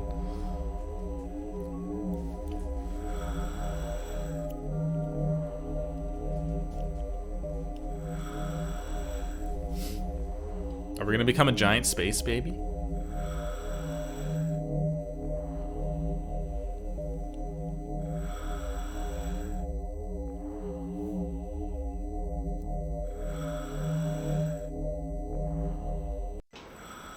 Your journey ends in a searing, brilliant white flash. You materialize back in the physical world within a cone of perfect vacuum. Air rushes in to fill the vacuum with a pop at the same time that you are dropped on your head. You appeared out of nowhere at a point 2 meters off of the ground. Stunned, you try and get your bearings. You're definitely not on Persephone anymore. You're inside some kind of structure, surrounded by wreckage. You can see burning orange and red clouds rolling by outside an open door. Slowly, you get to your feet, closing your eyes and taking a last breath of stale suit air. You crack the seals on your helmet. You hold your breath as long as you can and then let it out. When you breathe back in again, you almost choke on the foul air. The good news is that it's just a bad smell. The air actually seems to be breathable. What are the odds that the builders came from an Earth-type world? 1,000,000 to 1? For a tiny moment, you feel incredibly lucky. Then again, you may be stuck on an alien world light years from Earth, your brain decaying from hype. Unable to complete the mission because you have no way of getting information back home. Well. 7. Mangled door. The game is not over. What the heck? This reminds me of, like the very first game we played, Dark Seed. This reminds me of the Dark Seed world. Wrecked building. You wander out of the wrecked structure through which you entered this awful place and stop when you reach a track of some kind. It leads from the heart of a vast dead city out into a desolate wasteland. The city was obviously the scene of a terrible battle. The hulks of what look like tanks, armored personnel carriers, and aircraft are littered around the blasted ruins of buildings. Intermingled with the strangely familiar warcraft are the wrecks of weirdly organic alien-looking machines. In spite of the biomechanical machines, this whole environment is disturbingly familiar. Not very many cities on Earth ever came close to this level of destruction, or devastation, even during the worst years of the war. Still, the architecture of the buildings, the appearance of the war machines, the feel of this place, it's haunting. You have a bad feeling about this. What? Building skeleton. Ruble. A structural element from the blasted building.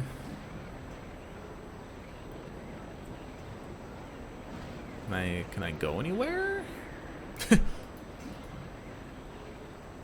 Pylon. Angular pylons are mounted over the track at regular intervals. You surmise that that a series of pylons has something to do with the workings of the transportation system.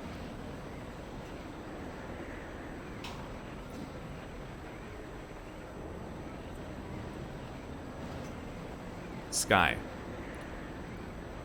The sky above looks toxic. Glowing red and orange clouds whip by in the jet stream far above the surface. Okay.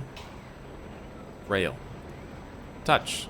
You feel nothing but the cool surface of the rail. It's devoid of any electric current or vibration. Appears to be a superconducting metal of ceramic rail from a maglev transportation system. Maglev systems were being deployed throughout North America before the war. This looks like an advanced version of the new systems that you saw back home. Okay, I had a feeling we were like in the future. I think that kind of confirms it.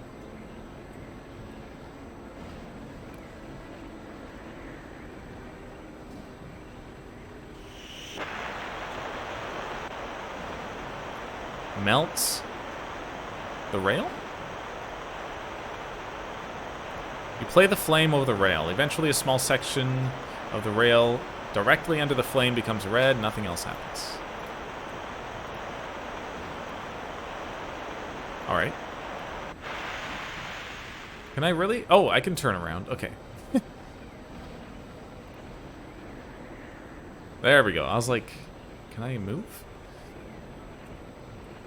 What was that? Armored Wrecked armored vehicle. An aircraft of some kind. Okay, I want to look at this robot. This is the hulk of a bizarre machine. A rounded, smooth, organic-looking robot of some kind. A cluster of articulated limbs emerges from a trunk that sits on a tracked base. The limbs appear to send in an assortment of weapons. An assortment of weapons. If there's a land-based equivalent of a high-end battle drone, this would be it.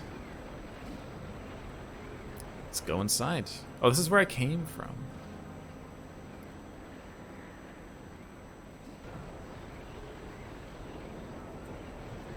Tank.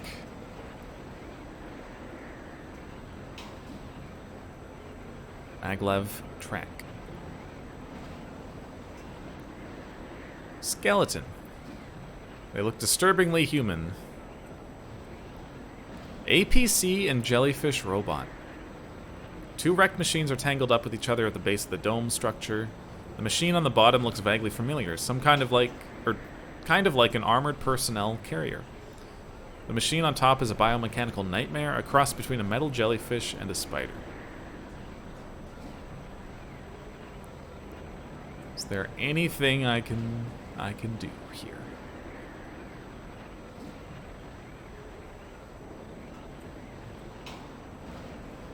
Can I really not just go down the track?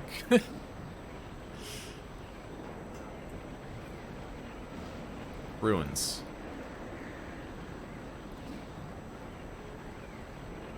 A once great city.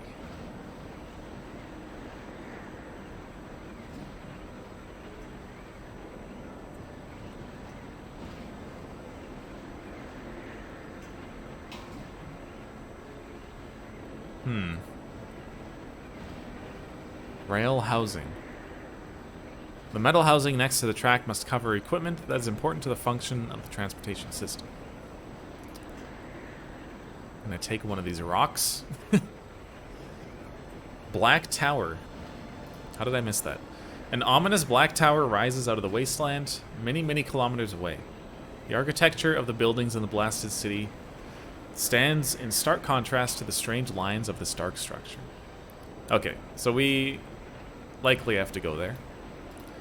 But to get there, we need transportation. Touch. It's devoid of any electrical current or vibration. How do I turn this on?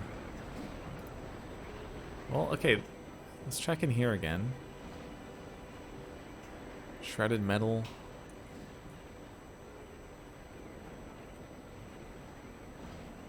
Rusted pipe.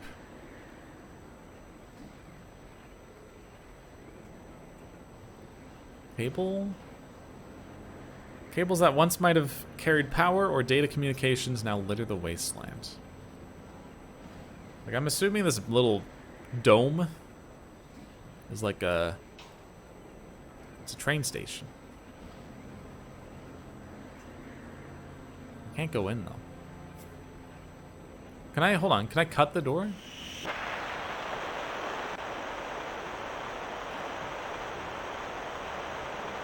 After checking the supply of acetylene, which is very low, you fire up the torch and apply the hissing flame to the door. The torch takes a long time to make even a small cut in the door. You realize that you will run out of acetylene long before you cut your way through. Dang.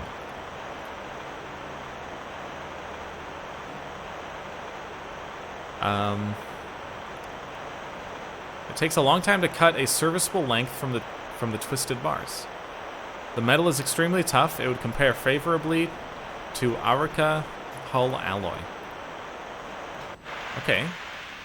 Rebar. Use it as a crowbar. There we go. You wedge the makeshift pry bar into the space between the door and the frame and pull as hard as you can, and it bends back. There we go. As you enter the room, you notice a bent but colorful piece of metal on the floor. It must have fallen off the wall. You reach down and pick it up. Ooh. Welcome to Los Angeles. We're in the ruins of LA. This is Earth, but it can't be. The wreckage, the blasted buildings, you suspected that these were not artifacts of the same race that built the installation on Persephone. What happened? Did your voyage through the gateway create some relativistic effect? Is this Earth in the future? Why did the gateway send you here? Did the builders invade Earth while you were traveling? You feel panic and despair bubbling up inside of you. Here we go. Finally, found some controls. Power switch. You snap the breaker switch to the on position. Long dormant systems come to life with a whine that escalates until it's a deeply resonant humming sound. You seem to have restored power to the system. What is this induction override switch? You pull it, which actually seems more like a lever, until it's reached its fully extended position between two metal tines. Sure. Piles of discs. You drag one of the discs out of the pile. It's surprisingly large and heavy. It looks pretty heavy. Each disc has red and green lights that are currently not lit. Okay, where could I put one of these? I don't know, but we have power. Touch the rail. It is devoid of any electric current or vibration. Are you sure?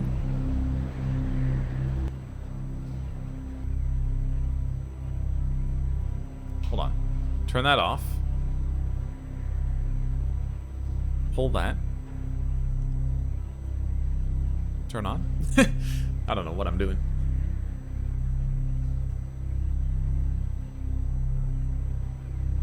Sign.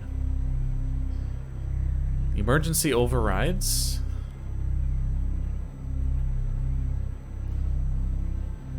Text is printed above an area that is home to two large switches. The text says, Cargo Repulsor Holding Area. The spring-loaded induction switch pops back to the retracted position. Pull.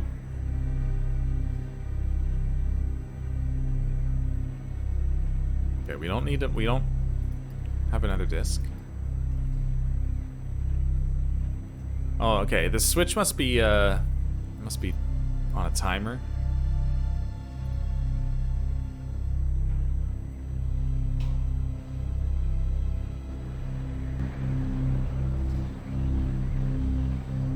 What if I put the disc on the rail?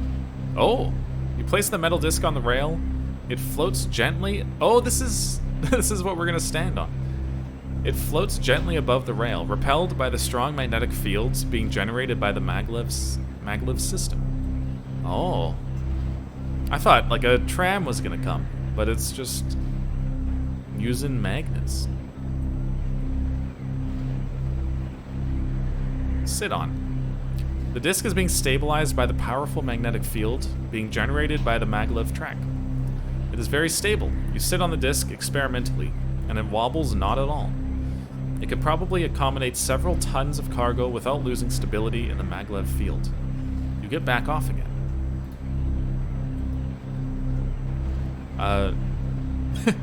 Okay, how do I move you? Hold on. Can I take another disc?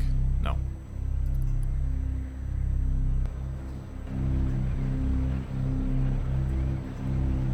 Sit on. There we go. You hop up on the disc before it starts moving. The disc is as steady as a rock. You might as well be sitting on the ground. You grip the edges of the disc tightly and wait. Eventually, the induction starts pulling the disc forward. It glides down the track, picking up speed very smoothly and gradually. Before you know it, the ground is whipping under you at a frightening rate, and the wind is threatening to blow off the top of your... what? Blow you off the top of the disc. I feel like there needs to be like a strap or something, like railings. The disc accelerates until it is going well over 300 kilometers per hour. How are we still on this thing? The only way you can stay on board is to lock the joints of your suit so that it hugs the disc. It's a very unpleasant ride. You scream along the rail for quite some time. The black tower on the horizon getting closer and closer until it fills the sky. It must be 10 kilometers high. Finally, the disc begins slowing down. It slows down a lot quicker than it sped up, and the reason is soon apparent. The maglev rail ends abruptly about 1,000 meters in front of a black wall. The wall apparently guards the entrance to the huge tower, now a sheer black wall rising overhead. When the disc stops moving, you walk over to the wall. Drop another save. Robot components. A collection of debris blasted off the wrecks of both tanks and robotic battle units. The obsidian wall stands in front of the black tower in an imposing structure, a sheer face that is perhaps 30 meters tall. It's battle scarred.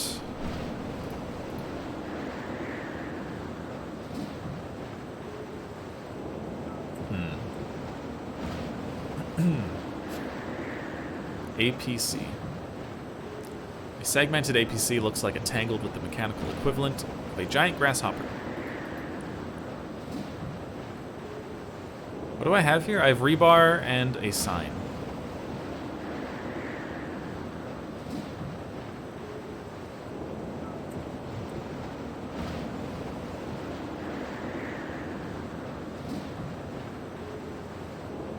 Okay.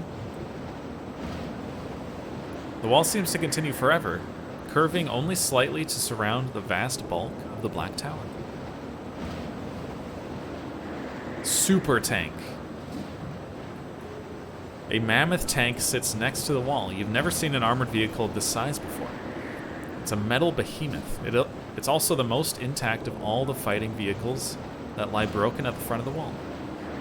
I'm guessing we can blast our way through. You laboriously climb up inside the tank until you are perched on top of the turret. Open the hatch. You inspect the opening mechanism for a few moments and then try to turn what looks like the appropriate wheel on the hatch. It resists fiercely. Eventually you manage to force it around once, straining with the effort. Takes several more revolutions and is open. The inside of the tank is actually claustrophobic. I don't know what you were expecting. A surprise considering the enormous bulk of the vehicle. That's fair, it's a big vehicle. There are seats for a gunner and a driver, each in separate little compartments surrounded by myriad controls and screens. That guy's dead. Take. Looking for a grisly souvenir, are you? Well, forget it. Ugh, leave the driver's skull alone. Pull at the helmet. It's stuck. Take it. It's stuck. Use multi-tool. Use cutting torch.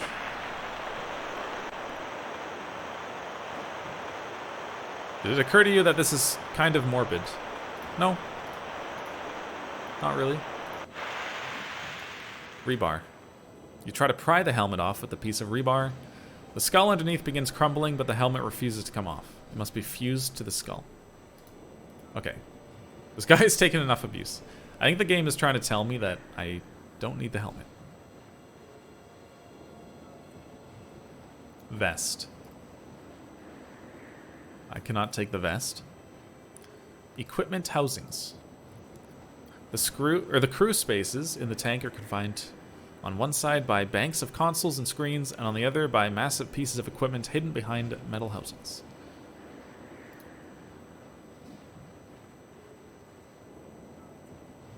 Screen. It's dead or powered down. Controls, unusable.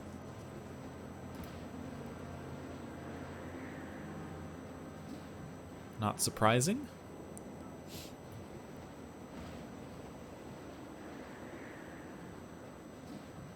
Driver's seat. Sit. You can't sit atop the brittle skeleton of the driver. You might break him. Well, do it anyway.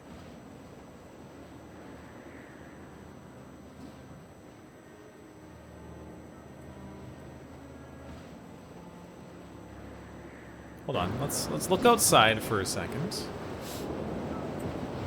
Muzzle. Antenna?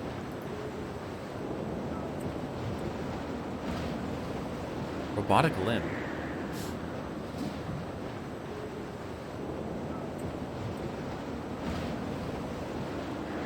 Rubble.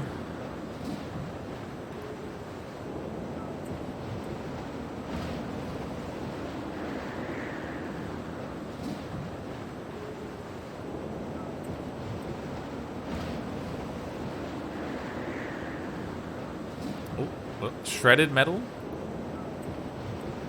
No. Okay, I think like we obviously have to do something in here. But what? Put on. Oh, I wanted to put the helmet on the skeleton. Over his helmet. We don't need the suit.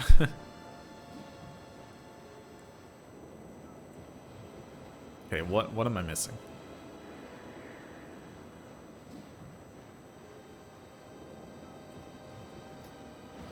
The helmet is stuck.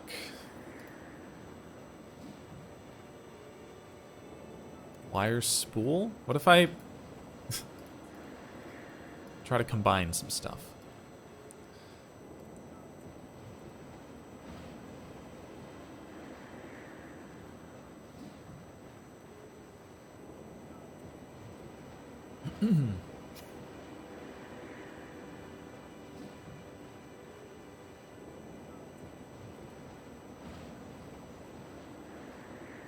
The bone in the forearm is the ulna. Ulna.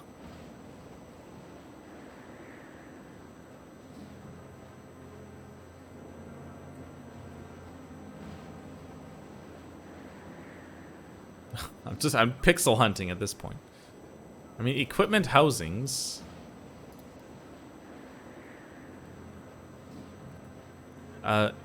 Equipment hidden behind metal housings.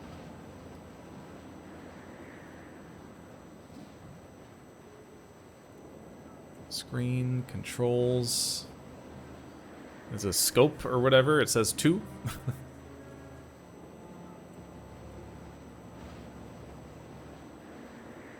I feel like I hear a beeping every once in a while. In the ambient noise.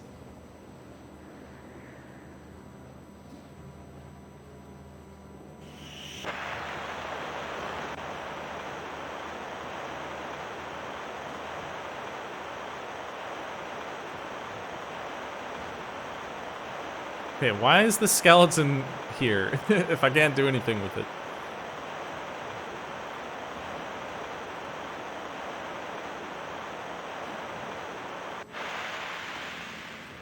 Come on, game. There's a little skull painted on there.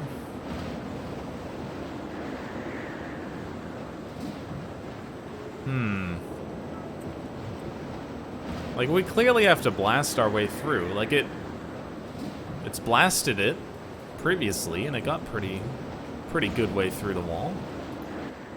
Oh. You climb partway into the crater of the wall.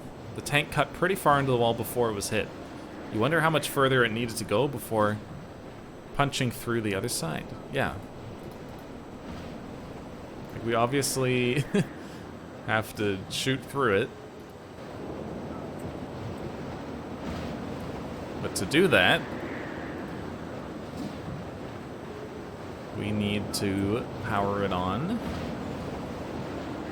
somehow.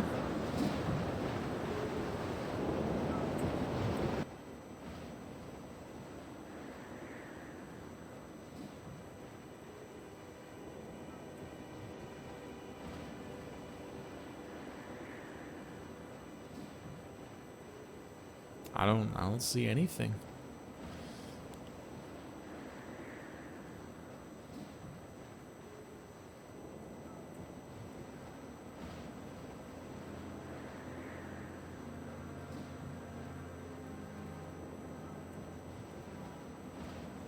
Controls are unusable. Screens are dead or powered down. Still have the rebar.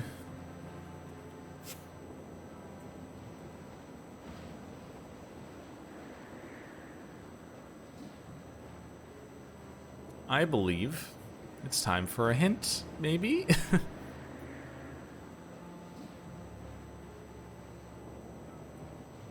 Like, I've tried every item on the helmet and the vest, I think.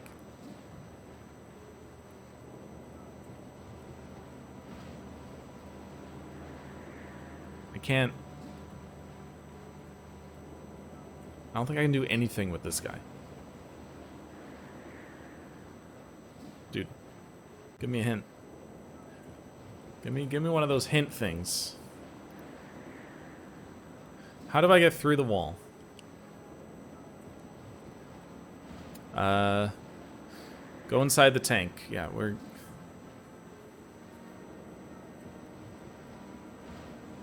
There's... What? The hint just told me what to do. There's a power switch next to the driver. Is this just the pixel hunt thing that I have failed at?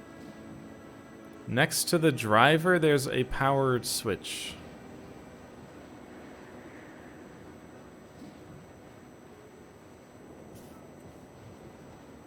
I don't see it.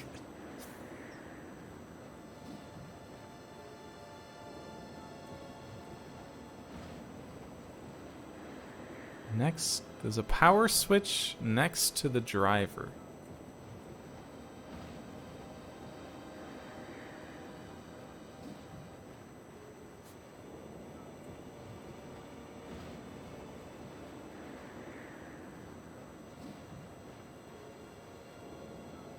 I don't see it.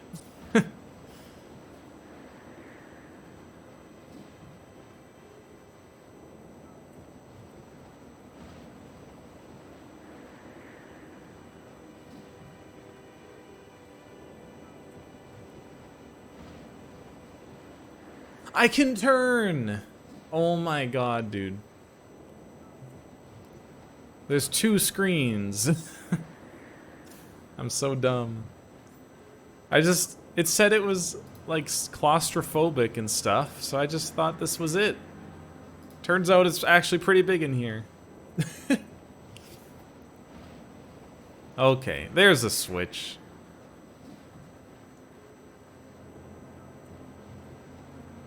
Push. You push on the heavy red breaker switch, and it gives way with a loud snap. Power flows through the tank's reserve batteries to the onboard systems, causing some to short-circuit in a shower of sparks. Still, enough of the systems are working so that the multifunction displays around the driver's console come to life. Whoa, that's loud. That's really loud. The system breakers must have been tripped by the blast that killed the crew. Enough of the core electronics were preserved to allow a restart. I did not mean to press undo. I meant to turn this down. I actually didn't even see that undo button until now. Okay. It's better. It's still a bit loud, but screen. The tank's drive systems appear to be down. The tank is immobile. That's fine. We just want to shoot. Alright, BSD, have a good night. Most of the screens are displaying information about the tank's combat systems. The capacitors for the tank's particle beam cannon are at full charge. The tank's nuclear power plant has been charging them for 4,041 days. One of the screens in the upper right has a graphic image of some kind. A graphic image, you say? The graphical image on this screen is the interface for the tank's targeting systems. The main gun is locked on the crater in the wall. All you have to do is hit fire. The batteries and capacitors discharge at the maximum possible rate short of an uncontrolled explosion. The huge particle beam cannon comes to life, and it goes boom. Oh, never mind. It goes bzzz.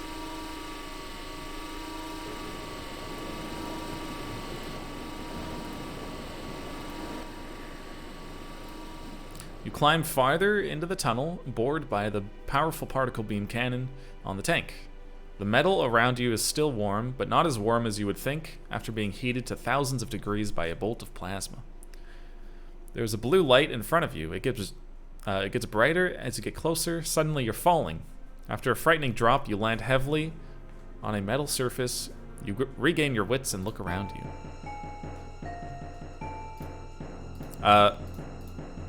Sir? Hold on. I'll turn this back up a bit. Okay, we'll do another save. Hello, robots.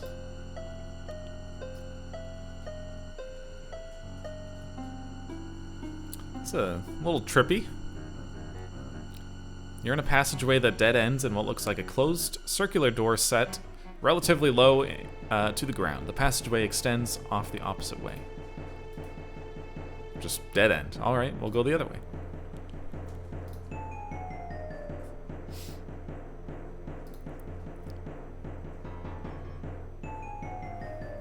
Do do do do do do.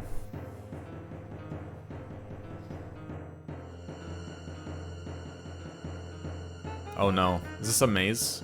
Oh, I just followed the robots. Probably. Is it that simple?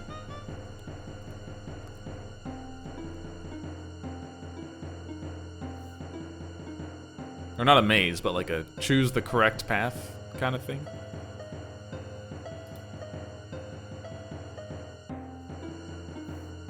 I think it is just this simple.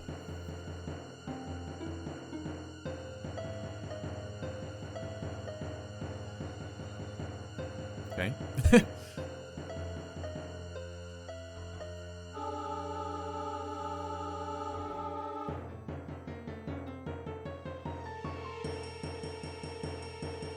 Now wait half a second. It's gonna go this way.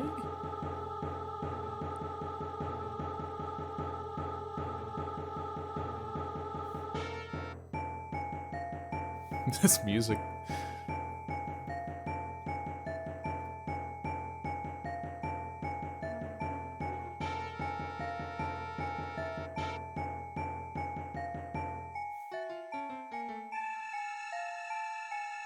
Okay, still going. So, okay, what happens if I go the wrong way? It's a dead end, probably? Yeah, okay.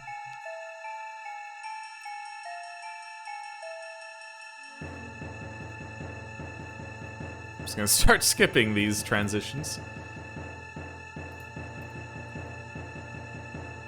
You know what? I don't know, maybe this is not the right thing to do?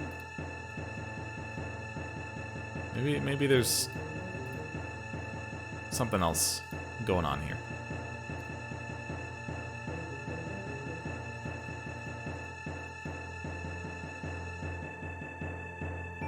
So yeah, let's go to a dead end.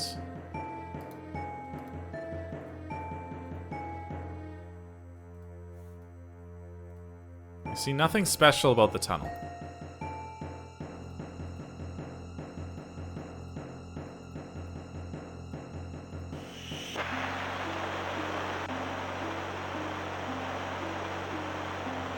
The cutting torch isn't the answer to every problem. Fine. Fine, game. I disagree, but fine.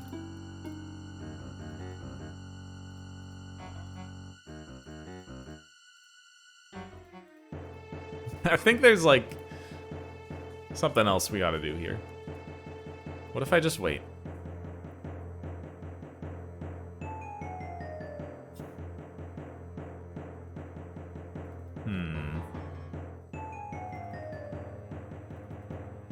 No, okay, it was just long. It's a simple puzzle, it just took a while. The warren of passageways opens up to a huge vertical cylindrical cavern. A bridge hangs over the bottomless maw below you, ending in two platforms. Glowing rings hover over each platform. The rings look like doorways. Okay. Now, I don't have any robots telling me which way to go. Was I supposed to remember? Oh no. I bet I was supposed to memorize the directions, or at least write it down. Let's just see. I know the first one was left.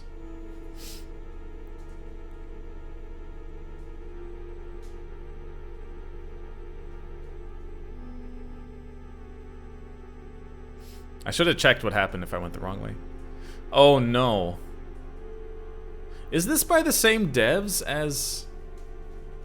What was that game called? Labyrinth? This is straight... This right here is straight out of Labyrinth. You feel like you're being transported again, only this time you seem to be lifted out of your body. Your mind... Or, I don't know if it's straight out of Labyrinth. It reminds me a lot of that one part in Labyrinth. Your mind is pulled into a sensory vortex, a spinning maw filled with sight and sound. When the world reconstitutes itself, you are somewhere else. Key. I'll take that. When you reach for the key, the flames surrounding it increase in intensity. We have a goblet. I took the goblet. Now we take the key. Okay, we use the goblet on the key. We drink from the goblet. And then we take the key. It's just that simple. Okay. Maybe it's not like Labyrinth, but that screen right there was like... Reminded me just of that one part in Labyrinth. Things just keep getting stranger. You walked through the door in space, not sure what you were walking on or where you were going, and you wound up standing next to a stream surrounded by a lush forest. There's no trace of the door you came through, it just disappeared. Or maybe it was never there. Time and space seemed distorted. Life form, deer. A large white-tailed deer stands not far from you. Its ears twitching inquisitively, it doesn't seem to be afraid of you. Greetings. Hello. Do not be afraid.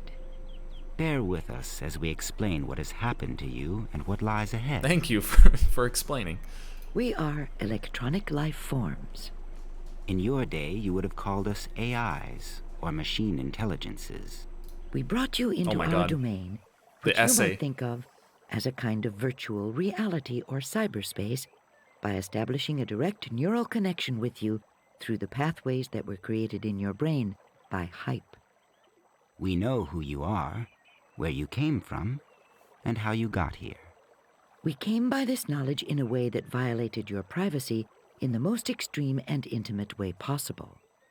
During the initial process of communication, we mapped all of your memories, scanned the structure of your personality and consciousness, and learned about you by applying stimuli I didn't and agree to watching this. your responses. We apologize for this intrusion. As you have probably surmised by now, you have come to Earth, a different Earth than you left behind when you started your voyage to Persephone. You got here by traveling through a wormhole, created by the manipulation of an artificial quantum singularity. The artifact you discovered and activated on Persephone controls that singularity, acting as a gateway through time and space. You used the gateway to travel across 150 years and millions of miles, from Persephone in 2134 to Earth in the year 2295. Your arrival here was not an accident. You may be able to help us bring to fruition an ancient plan, a plan that may save 2 races and 1,000 star systems. There is a lot of information to cover before you really understand what is going on. Please ask questions and pursue the threads of inquiry in a way that will allow you to most comfortably assimilate the data. I'm done. What happened to the war between the Alliance and the UN? The war officially ended when the United Nations and the Alliance signed the Washington Treaty in 2141. So, the Alliance succeeded in breaking away from the UN? So the Alliance succeeded in breaking away from the UN? He had a voice line this time. The Washington Treaty formalized the reintegration of former Alliance states into the United Nations.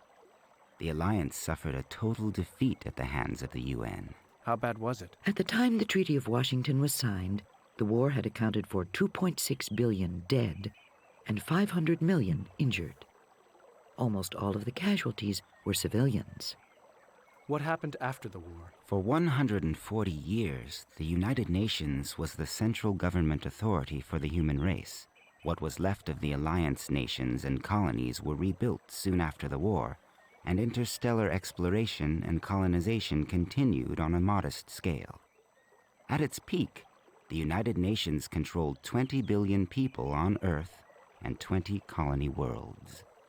So what happened? The society was essentially static and rigid.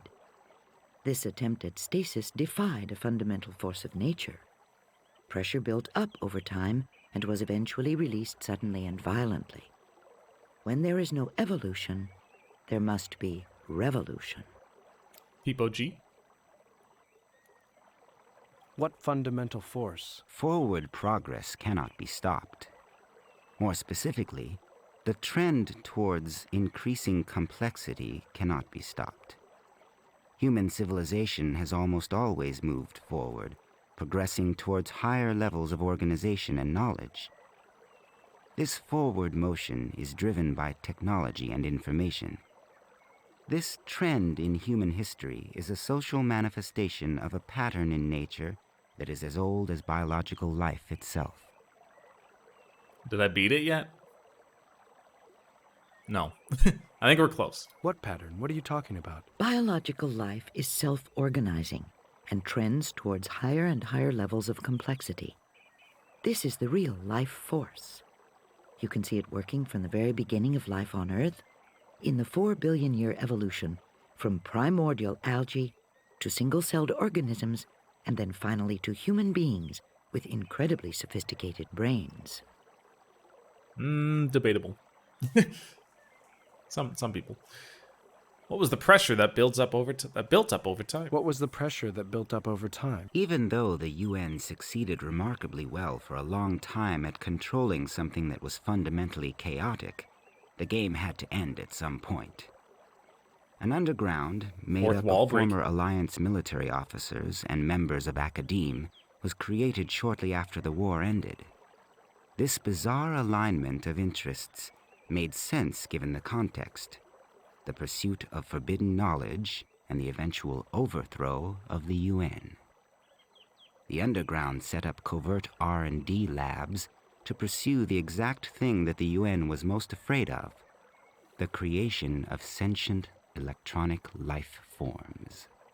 And they pulled it off, didn't they? The first truly sentient electronic life forms were created in 2284 by a renegade group of human scientists on a colony world somewhat aptly named Prometheus Beta. The two of us here talking to you are second-generation descendants of those original life forms.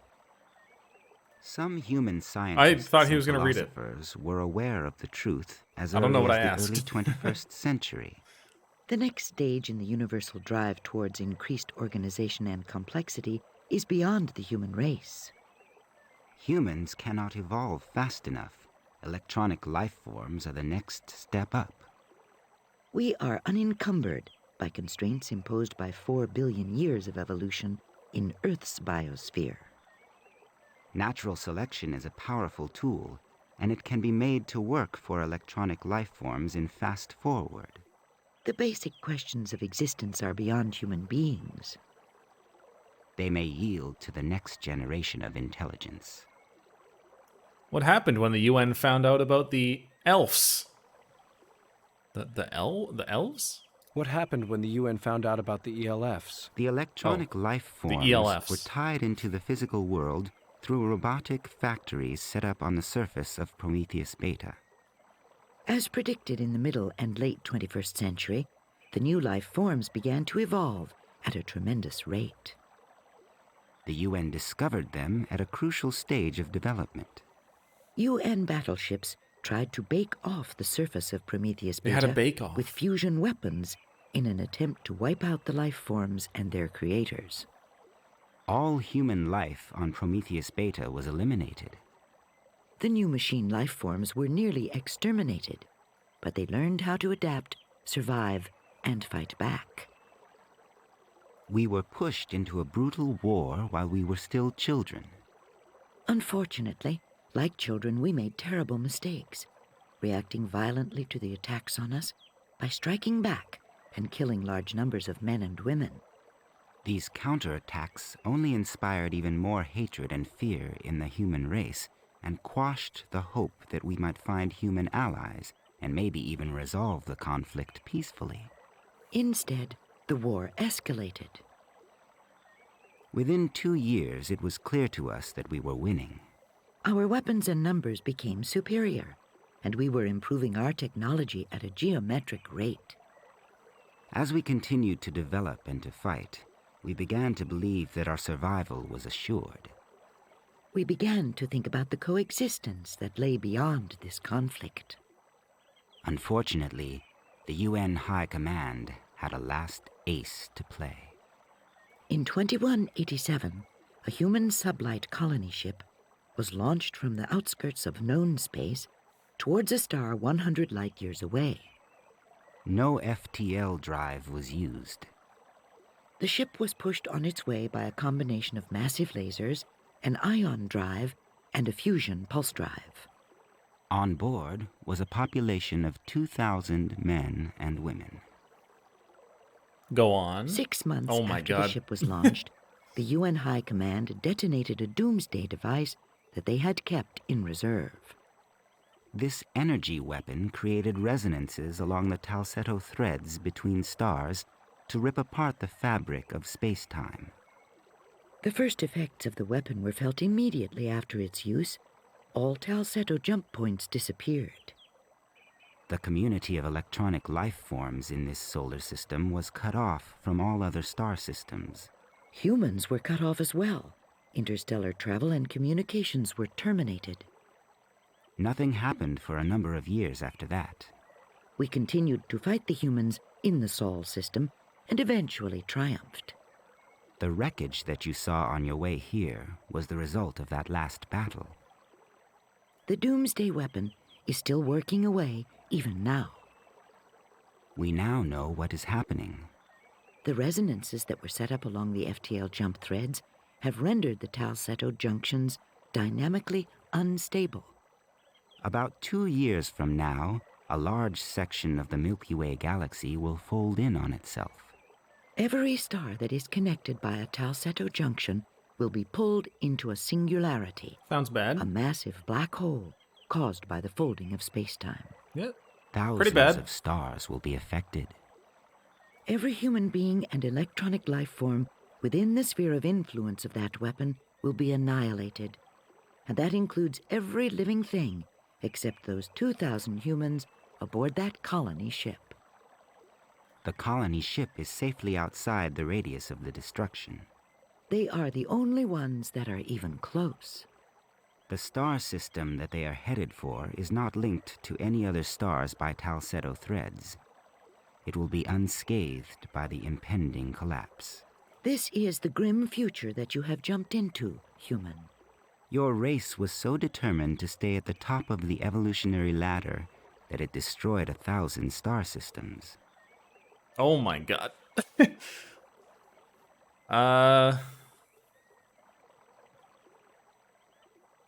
Isn't every star connected to every other star? Back when we were first exploring Talsetto junctions, it seemed like the network of junctions was huge.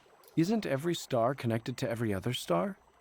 Back when we were first exploring Talsetto junctions, it seemed like the network of junctions was huge. No, the network of jump points was finite and was completely explored and mapped by the middle of the 23rd century. The next step in the exploration program was to send sublight probes to the nearest stars that weren't connected through the jump point network.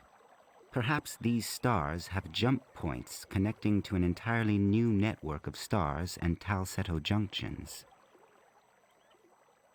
What the hell kind of weapon did they use anyway? The principle behind it was a logical extension of the theory that led to the discovery of the Talsetto jump drive.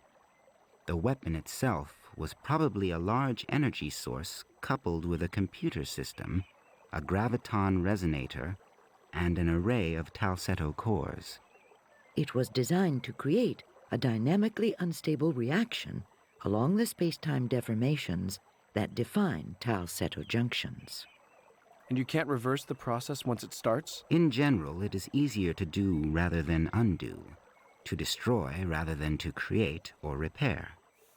Without access to the rest of our community, we do not stand a chance of halting the process or repairing the damage. Not with that attitude. What is the plan you referred to earlier? Your arrival here gives us an opportunity to avert the catastrophe that we have described to you. Before we explain how this might be, we have arranged for a demonstration of some basic principles. No. 10? What is this? The AIs disappear in a flash, and you are once again hanging in space. Instead of a door and a pedestal in front of you, you see what looks like a plane in space. Numbers and letters are hovering above and below. A clock is at the upper right. This is really weird, maybe even beyond weird. But the weirdest part of all is a collection of little tiny square creatures standing on the plane. What the heck? Jiffy? It's pronounced Giffy. Now? Yet. Jiffy, I choose you. What is going on? Jiffy sits upon the grid, intent on the square patterns created by the intersecting blue lines. Who are you? What are you? We are computer constructs. This is our world. What are you doing here? We are waiting to go home. Where's home? We don't know. We know only that we must go there. How will you get there if you don't know where it is? A door will open in the world to take us home. We wait for the door to open. We don't know. When will the door open? We don't know. How do I get out of here? When we go home. Okay. Oh, they moved. Clock. Right now. Yet. This is yet. It will be now. This is now. Okay. Talk to you. This is our... Oh, this is different. Thought it was the same. We exist within 2 spatial dimensions. This grid is our world. You look like you're standing on the grid. This world, or this would imply a 3rd dimension. We appear that way to you because we are rendered that way. To us, there is no up or down, only a cross. Man, that's unfortunate. Okay, arrow keys doing something.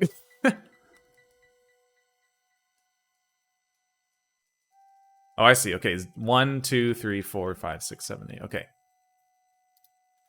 I can also just click, but arrow keys seem better.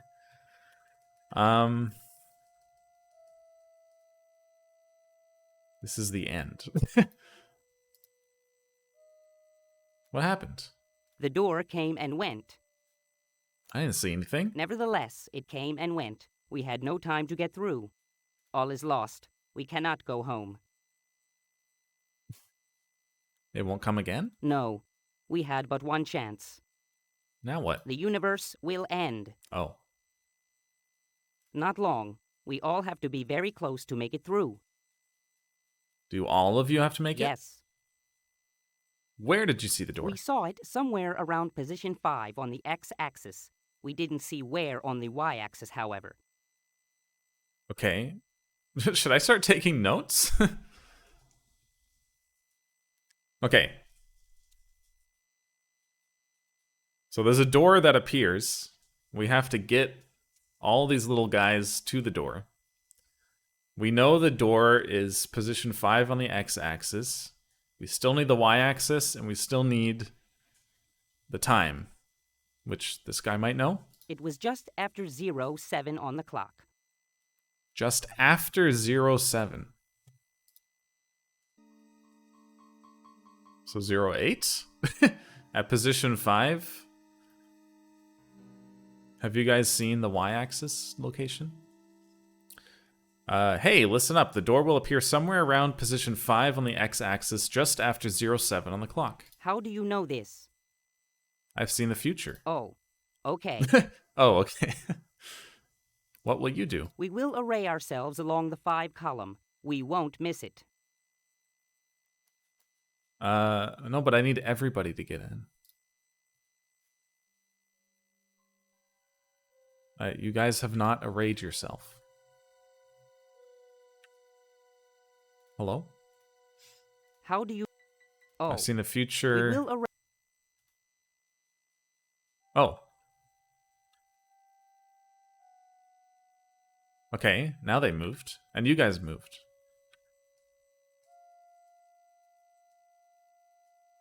Hold on, you guys...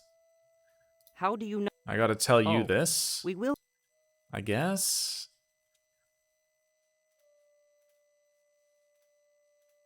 How do you... Oh, we will... Oh, okay.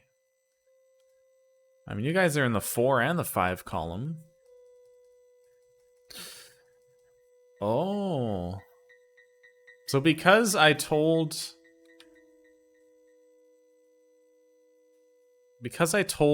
some of them in the past, I guess, which isn't the past, it's actually now. But because I told some in the earlier time, they arranged themselves like this in the later times as well. Also, I just realized we got 4. Once we go to time 8, we got 2. So we've actually...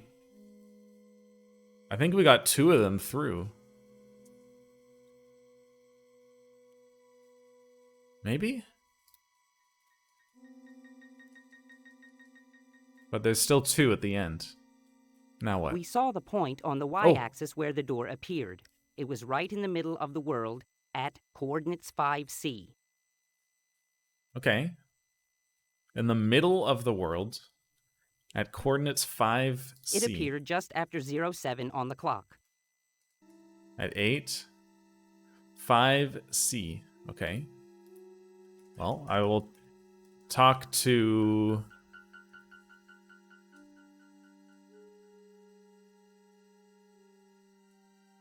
you. No. Talk to you.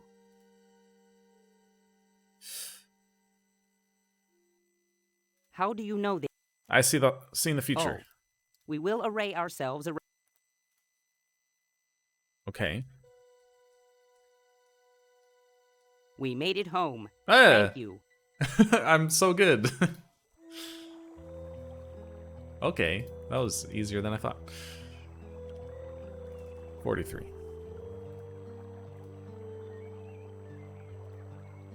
Yes. Who were those little guys? Who were those little guys? They were constructs created for the purposes of the demonstration. Where'd they go? Where'd they go? They were algorithmically created. They can be called up again if needed. What? They are my friends, though. They were real, and I don't care what you say. What was the point of the demonstration? Quite simply, the point was to illustrate an important concept.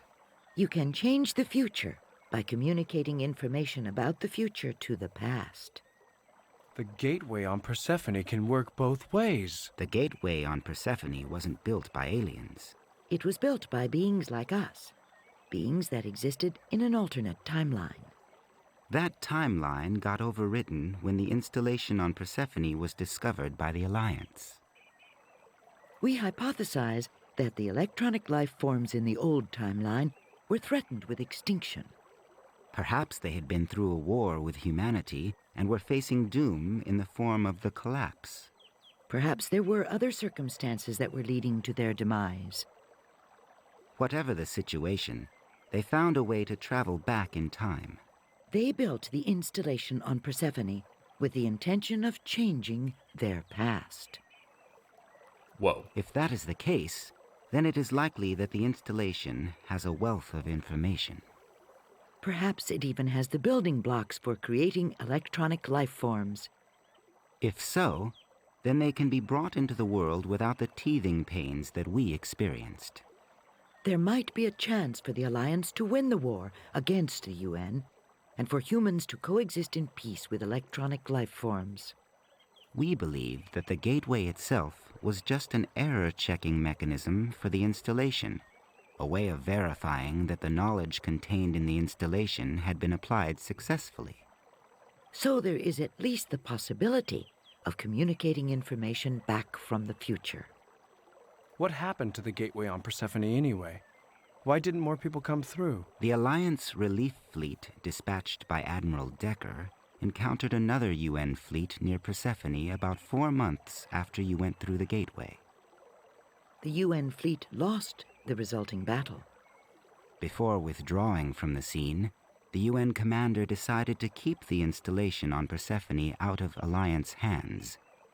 She ordered a nuclear strike on the surface. The installation was reduced to radioactive glass. Nothing useful was ever recovered from the site. The plan put in motion by the beings in the original timeline was stillborn. As you can see by the miserable situation we find ourselves in now, there wasn't enough of a change to have the positive effects that we believe were intended. How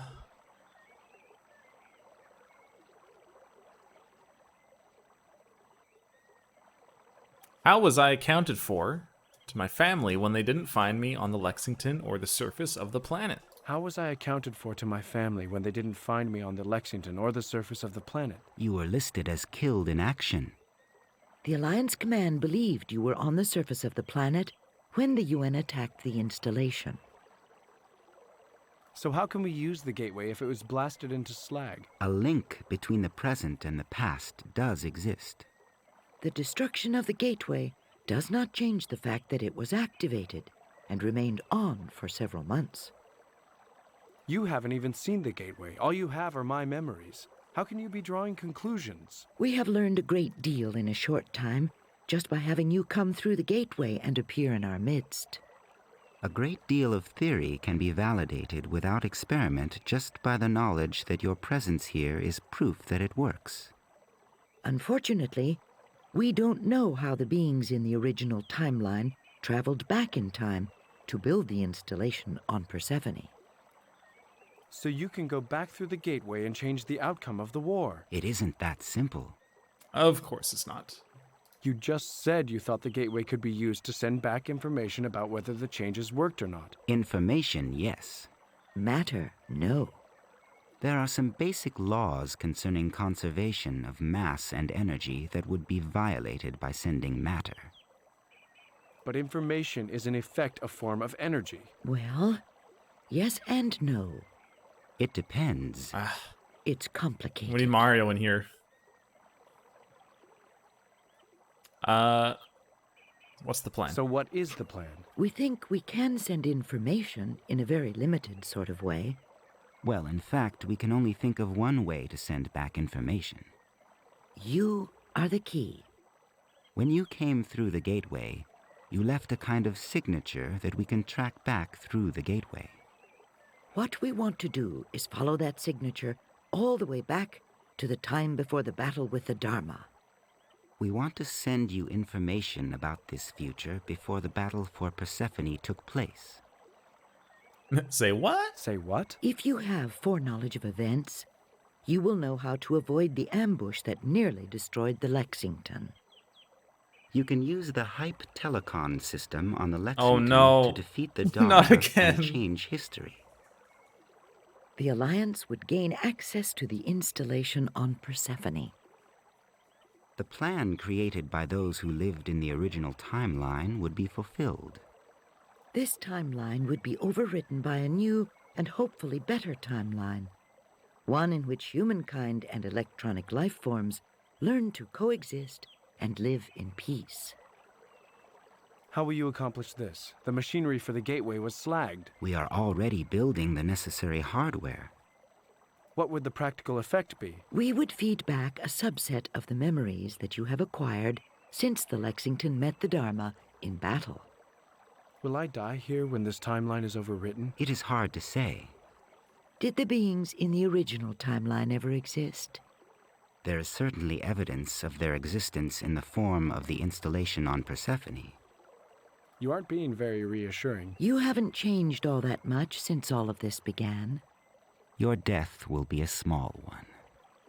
You will lose only a day or two. We, on the other hand, may not have ever existed. How will this work? Your consciousness can almost be thought of as an illusion, a pattern like a standing wave. This delicate pattern arises from the interaction of the matter that makes up your brain. We will apply a gentle stimulus necessary to change this pattern without directly affecting any matter. The change in the pattern will cause a change in the underlying memories. When would this happen? We would transfer the memories about 2 hours before the battle was to begin.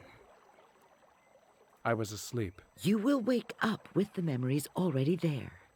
You will have to act fast, however. Oh no. You won't have much time.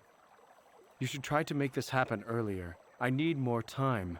I have no authority to be giving orders, taking hype, and trying to run things. You will have to convince your superiors. We can we might be able to see transfer more a limited amount of Michael information.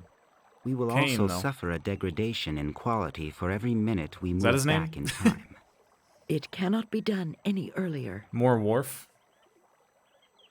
Maybe? Because we're going back in time. Michael Dorn. Why did I thought it was Caine for some reason. It might, like, he's alive. I'm afraid I can't do this.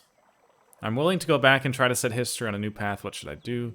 After the persecution, bloodshed, and horror associated with your introduction to this world and my race, you still don't hate me for what I am? After the persecution, bloodshed, and horror associated with your introduction to this world and my race, you still don't hate me for what I am? We don't hate. Oh, okay. What is this? I can't go back. I can't change history. I would betray the 2,000 souls in that colony ship and the billions who are sacrificing their lives. Blah, blah, blah. I'm going to go back. I'm willing to go back and try to set history on a new path. What should I do? We will take care of the practicalities. Are you sure you want to try this? Yeah. I choose to go back. You have chosen a wise and honorable path. You will never know.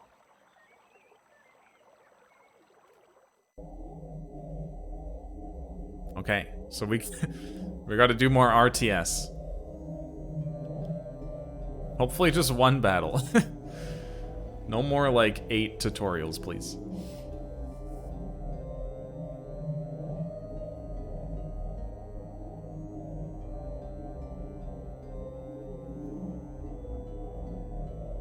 I would love to save, because they talked about needing to convince my superiors to gain access to the hype and stuff. Which means I should... or I'll need to choose the right dialogue options. You slowly regain consciousness. Oh.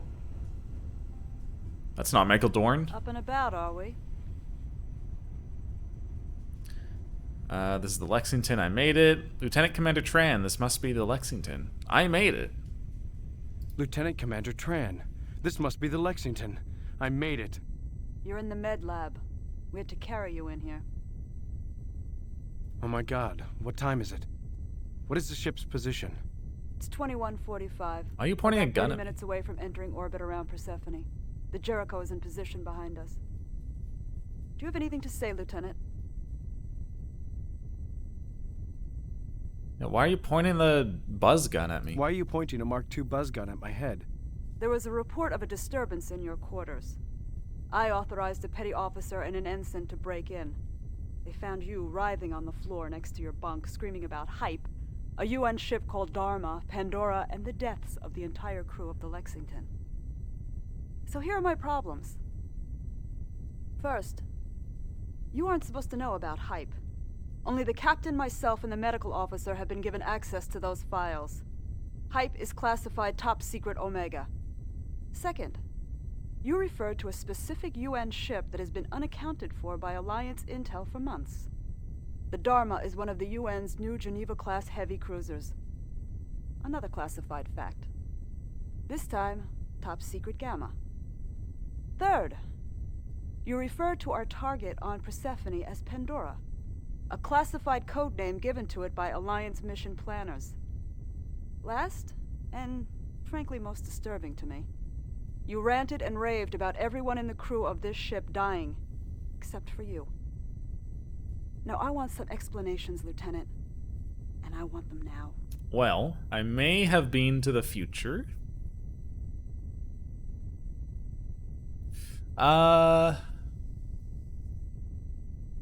You won't believe a word. You won't believe a word. Try me. I knew she was gonna say that. Well, it's like this. Yeah, she told This is us the most ridiculous story I've heard since I graduated from the Naval Academy. all the classified things. Now, I'm sorry, Lieutenant, but I'm trained to think of the simplest explanation as the most likely explanation. The simplest explanation is, you're a UN agent. You seem to know all about this mission. You've probably informed the UN as to our destination and time of arrival. Is that why you wanted to know where we are? You're expecting an ambush? I still haven't saved. I don't want to say the wrong thing. Have you informed the captain yet? Have you informed the captain yet? About you?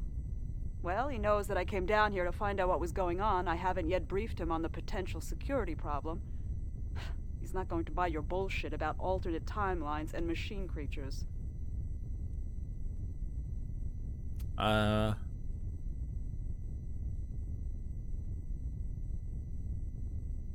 Will you at least tell him that the Dharma is lying in wait on the other side of Persephone?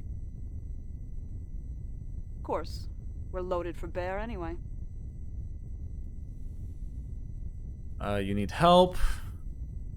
What tactics are you using? You can't win. You need help. You can't win this battle. You need help. Computer, please page the medical officer and alert him that the prisoner will need to be put under sedation and restrained. No. What? Wait, please tell me. It's important. What harm can I do? I'll be unconscious during the action. We'll have a full complement of drones out front and a standard screen as we go in. The Dharma has 12 active drones. This disadvantage is made worse by the fact that her drones outclass ours. You can't win this battle without my help. Your help? You've got to be kidding. I fought and won several battles in the alternate timeline. The key is hype. No goddamn way. Hype hasn't even been battle-tested. I've had enough of your crap. No. I don't have a save. Don't kick me out. Or don't shoot me. If you give me a boost of hype, the drug will take effect in time for me to fight that battle and win it. Please keep quiet until the medical officer gets here. Oh no. I don't know if I should save.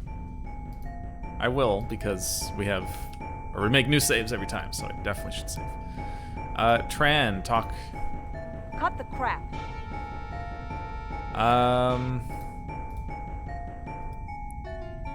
Remote control, take it.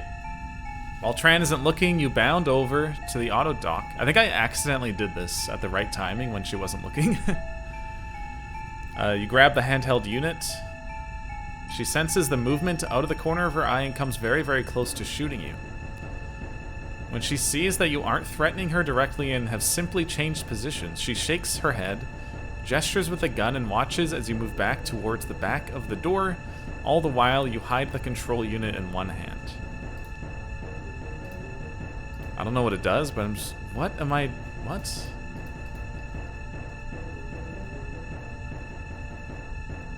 Is there a code that I'm supposed to remember?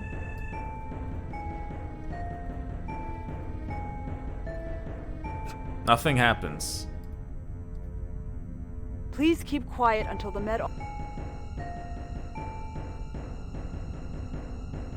Treatment units. I love how laggy it gets once they have like a an animated thing on the screen.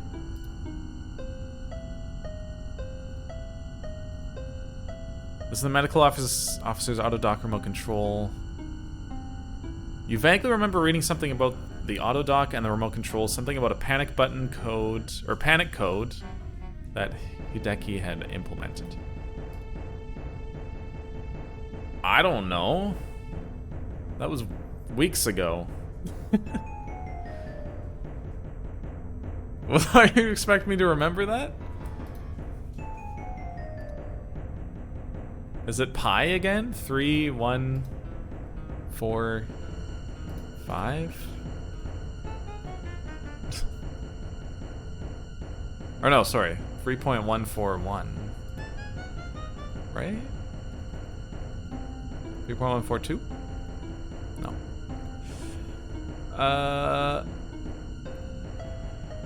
What the heck? Activate. It's usually controlled by a handheld remote. Dude, I don't know.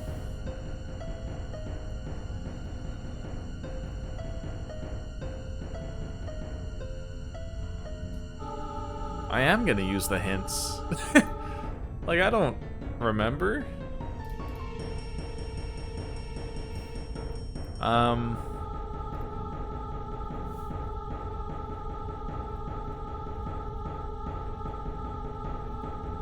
The code was 911. The hint just told me. Thankfully. I mean, I guess it's obvious. 911. Okay. You carefully enter Dahl's panic code, the 3-digit autodoc override that you remember from the note taped above the metal that you remember from the note. Yeah, I totally remembered it. As you surreptitiously key each digit, you look at Tran. Is she within the range of the sprays? Will they work quickly enough to knock her out before she can fire on you? When you enter the last digit of the code, the autodoc hums and comes to life. The 2 articulated arms equipped with hypo sprays wave frantically about, sending hissing jets of medication every inch or every which way in a pattern designed to saturate the immediate area. Tran hears the noise and turns around. It's too late. What the hell? Okay, we killed her. We just sprayed some water on her. You hide Tran behind one of the bunks in the recovery room. She won't wake up for hours, and Dahl won't see her when he finally responds to his page and returns to the med lab. Then you head out of the med lab at a trot, passing one crewman who doesn't seem to be particularly surprised to see the ship's supply officer running up a corridor in his briefs. You arrive at your quarters, dress, and then quickly retrace the steps you took in the alternate timeline to acquire the hype serum and the components. The multi-tool isn't in the cargo bay, but you managed to borrow one from Oliver with a casual request. Poole and Dahl are fortunately not in their staterooms. You hide in your quarters while hype is doing its terrible work on your brain. When you have recovered sufficiently from the pain and nausea of the drug, you make your way to the bridge. You only have a few minutes before the battle begins. You burst onto the bridge, breathing hard, the hype telecon headset under one arm. Captain Dana is nonplussed. What are you doing on the bridge, Lieutenant? Sir, you're walking into a trap. I need to talk to you immediately. This better be good. A UN ship with superior firepower is waiting for us on the other side of that planet. She has 12 active drones that can outgun and outfly our Basilisk drones. There is only one way to defeat that ship, Captain. How do you know about this, Lieutenant? There's an objective test to confirm what I'm telling you.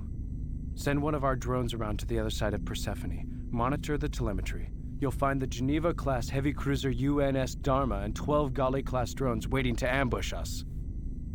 The Dharma. Damn it. Why didn't this come up before? How do you know this? I didn't know until recently. Sir, please deploy a drone. The fate of this mission and much, much more is riding on the next few minutes. Lieutenant Mandan, take drone Foxtrot out of the screen and vector it into a polar orbit around Persephone. Maximum acceleration. Yes, sir. Foxtrot is on its way. Okay, Lieutenant. Let's assume for the moment that you're correct. How do we fight and win? The med officer has tanked me up on hype. I'll use the telepresence unit on the tactical console to win this battle. There wasn't time to alert you. We only have a few minutes. Hype? Jesus Christ, I gave no authorization for use of hype. You actually ingested that poison. Yep. Yes, sir. You're a dead man, Lieutenant. I know that. Who are you? Are you an Intel Special Ops plant? Do you have experience with the hype telecon system? I'm the best hope you've got, Captain. Sir, I've lost telemetry from Foxtrot. You were right. And they popped my recon drone before it even had a chance to fire. We're dead meat if we try a standard attack pattern. Lieutenant, take tactical. Here we go. RTS time.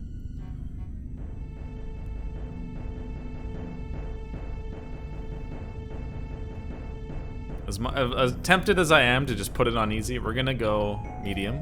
We're gonna keep with what we were. We're down one Foxtrot. And just like last time, we keep them all on attack. Deploying. Okay, now I have to remember how to do this. Why is it so loud? Maybe it's not.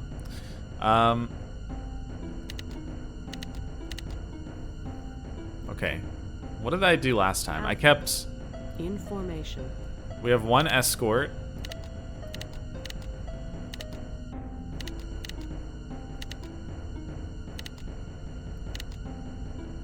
We keep one escorting, and then we're gonna have... In formation. India. In formation. Hotel. In formation. We'll have 2 formations. And then we will... Charlie. Send you guys out. Waypoint set. Let's turn this up.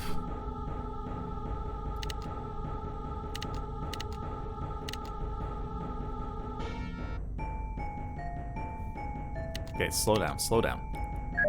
Charlie. We're gonna start. Tracking target. Echo. Tracking target. You.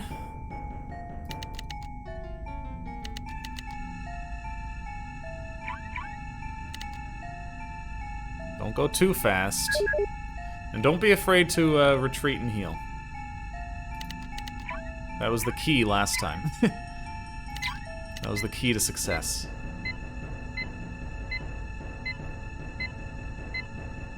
Delta. Echo. In formation. Echo. Disengaging. Golf. In formation. Charlie. Charlie. Slow down, slow down. Okay, so we have Echo going back with an escort. We have... Charlie. Tracking target. Delta. And Delta attacking there. Hopefully Echo can get back.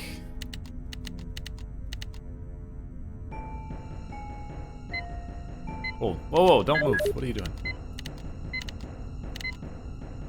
Charlie. In formation. Bravo. Waypoint set. Slow down, slow down. Bravo. Tracking target. Delta. Tracking target. Come on, Charlie. No. Charlie. Waypoint set. Charlie. Disengaging.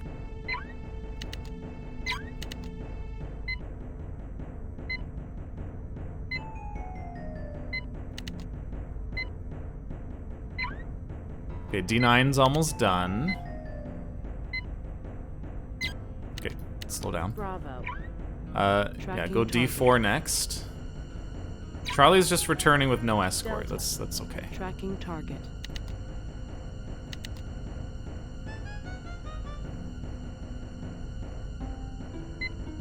We haven't lost anyone yet. I mean, we're close, but we've killed a lot of them already.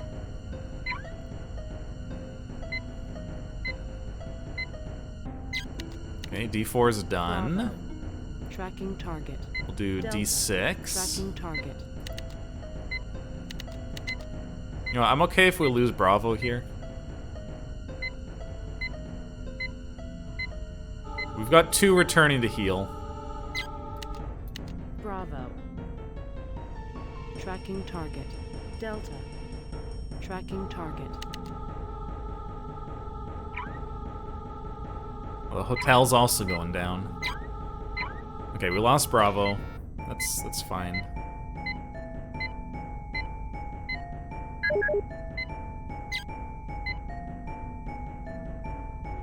No, I'm good. I'm good with attack.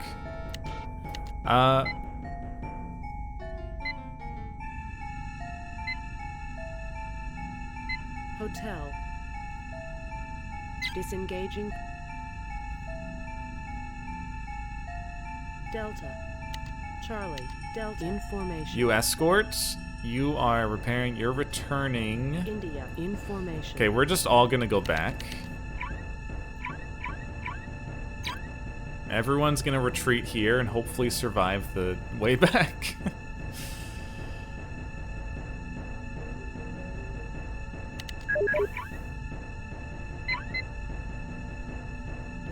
Okay. So we still only lost one.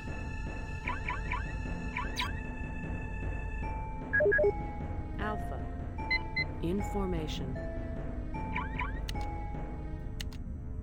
Let's get Delta repaired. There we go. Okay. Deploying. Delta. Information. Okay, everyone else is repairing, so we're gonna Tracking start attacking while they repair.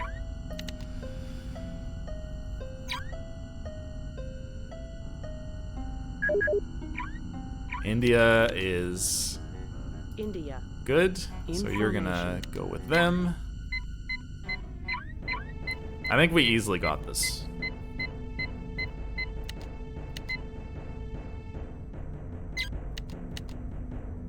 Golf. Tracking target. Echo. Echo can get in the formation. We can actually make another formation. Because Echo. why not? Tracking target. Oops.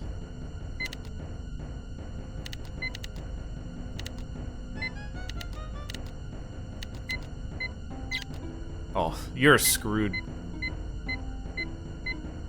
All enemy drones have been destroyed. Okay, so now what we do Echo. Information. Golf. is we put Disengaging. Golf. everybody up here. Information. India. Information. Golf. Get them Information. fully healed up.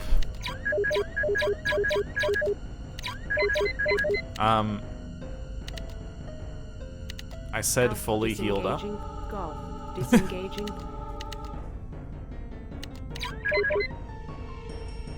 Deploying. Alpha. Information. Information. Information. And everybody, go attack. Heavy target destroyed. All enemy And we win. ships have been destroyed.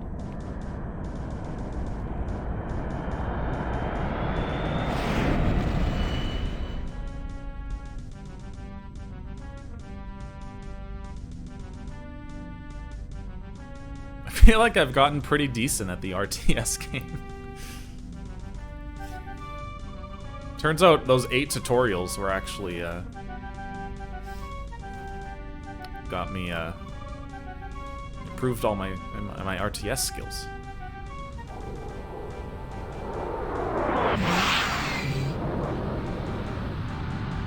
Maybe Worf loves us.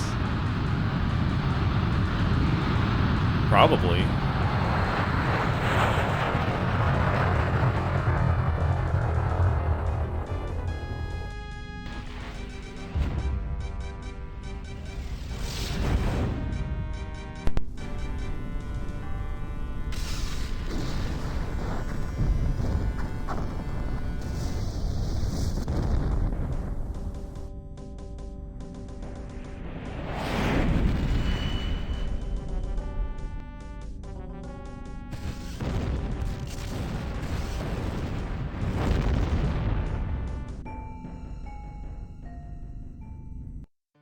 And so a new timeline What? was created, overwriting the old one that had been my reality. No more Worf?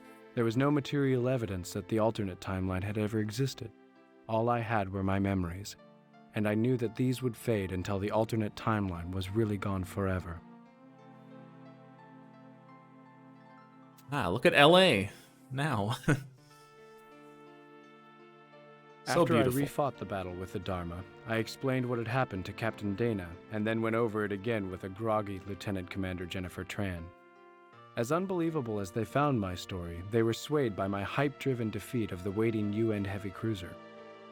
They were even further convinced that something extraordinary had happened to me when I exposed Poole as the traitor and produced the evidence of his activities. Poole was placed under arrest and sealed in his quarters to await trial on Earth. They agreed to my unusual request to go with the science team on the first run down to the surface of Persephone. The planetary lander once again made the trip from the Jericho to the Lexington and then down to the surface of the planet, this time with a crew of 5. Hopefully it didn't crash. I walked the science team through the gateway activation sequence inside the ancient installation. I took the science team leader in confidence and told her that I intended to go through the gateway once it had been calibrated, and I exacted a promise from her that she would destroy the gateway control mechanism once I had stepped through. I was waiting at the foot of the gateway when I heard the familiar whine build up and saw the beginnings of the space-time vortex forming. I stepped through and left the year 2134 behind me forever. As I record this, I am sitting on a raft that floats on a large but gentle lake just outside my house. That's a raft? I have lived in this ultimately comfortable house for about 5 years, ever since my arrival here. Or is that his house? Either I way, wanted to make a record of my strange adventures before the memories disappeared. When I went through the gateway back in 2134, I materialized once again at a point 150 years in the future.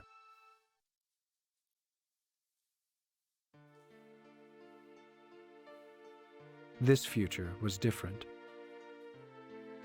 The Alliance did indeed win the war.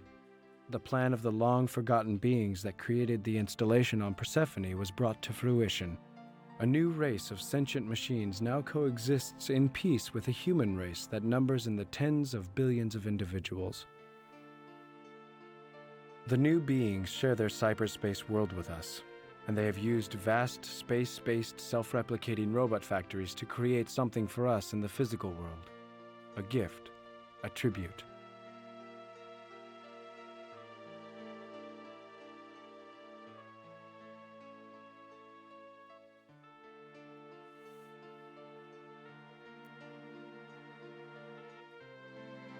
Wait, what? Where was that? I thought that was LA, but that didn't look like LA.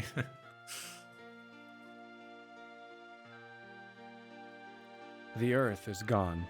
In its place is a Dyson sphere, a vast hollow construction that surrounds the Sun at the same distance the Earth once orbited. Continents and oceans lie on the inside surface of the sphere, forming an Eden-like landscape that is for all intents and purposes endless. For the Dyson sphere has enough surface area for 1 trillion Earths. It will take a good many millennia for the human race to completely populate its new home. Meanwhile, the new beings that we now share the universe with are living on the outside of the sphere. They pursue the basic questions of existence. They have launched the first intergalactic ships. They have long since passed the point where we can even comprehend what they are doing. As for me, I find all of this to be a mixed blessing. The evolution of these fantastic and powerful beings was inevitable. But what of us? What of humanity? What purpose have we now beyond simple existence?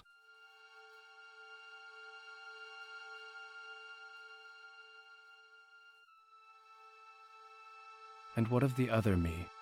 The one that was stranded in the grim and decaying future of the alternate timeline? Probably dead. Did I die? Probably, yes. We did it!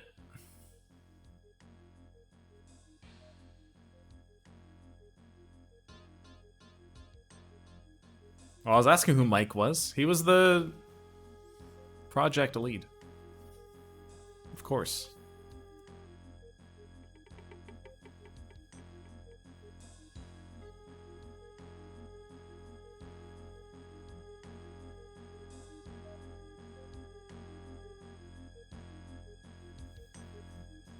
I kind of liked that game.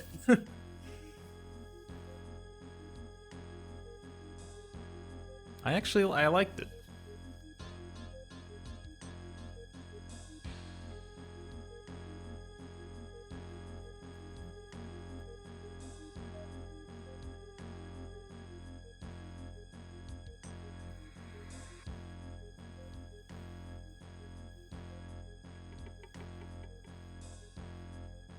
Dang, they're gonna put the actors at the very end, aren't they? Gonna put Michael Dorn at the very end.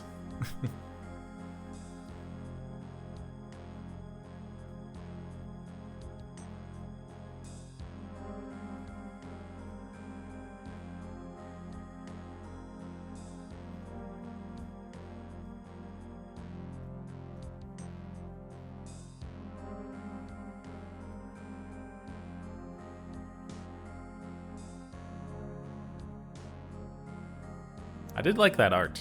I liked the art in this game, especially when you got to the future stuff.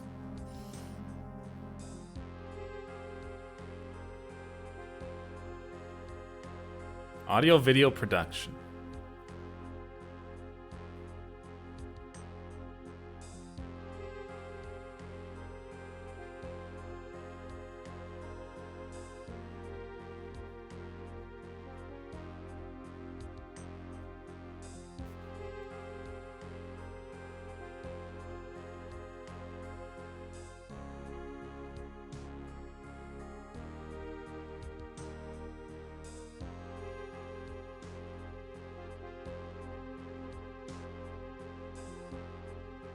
Still no actors.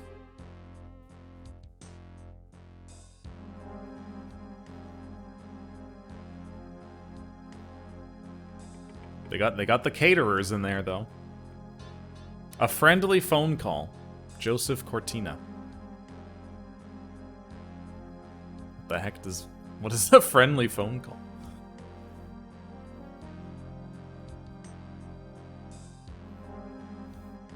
Man, these are long credits for a game from like 1995. Usually the credits are really short because the size of like teams back then were not in the hundreds like they are now. Cast, there you go. Michael Dorn. Patricia Charbonneau. The player in quotations?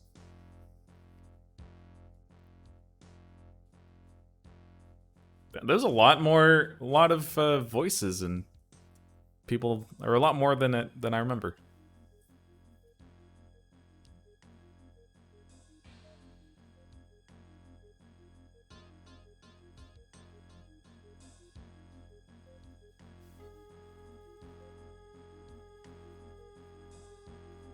Game manual. You won't see that in the credits of games nowadays. Special thanks to our family and friends for their patience, understanding, and support. And most importantly, you, the player. Oh. Never mind. It just closed.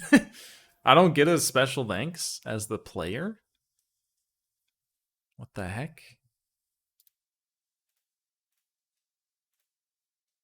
What was the final playtime? Oh, almost 12 hours. 11 hours and 42 minutes. Yeah, sorry, the player in quotations. That was a much longer game than I was expecting, but I liked it. It has a critic's score of 86 out of 100. Anyway, that was fun.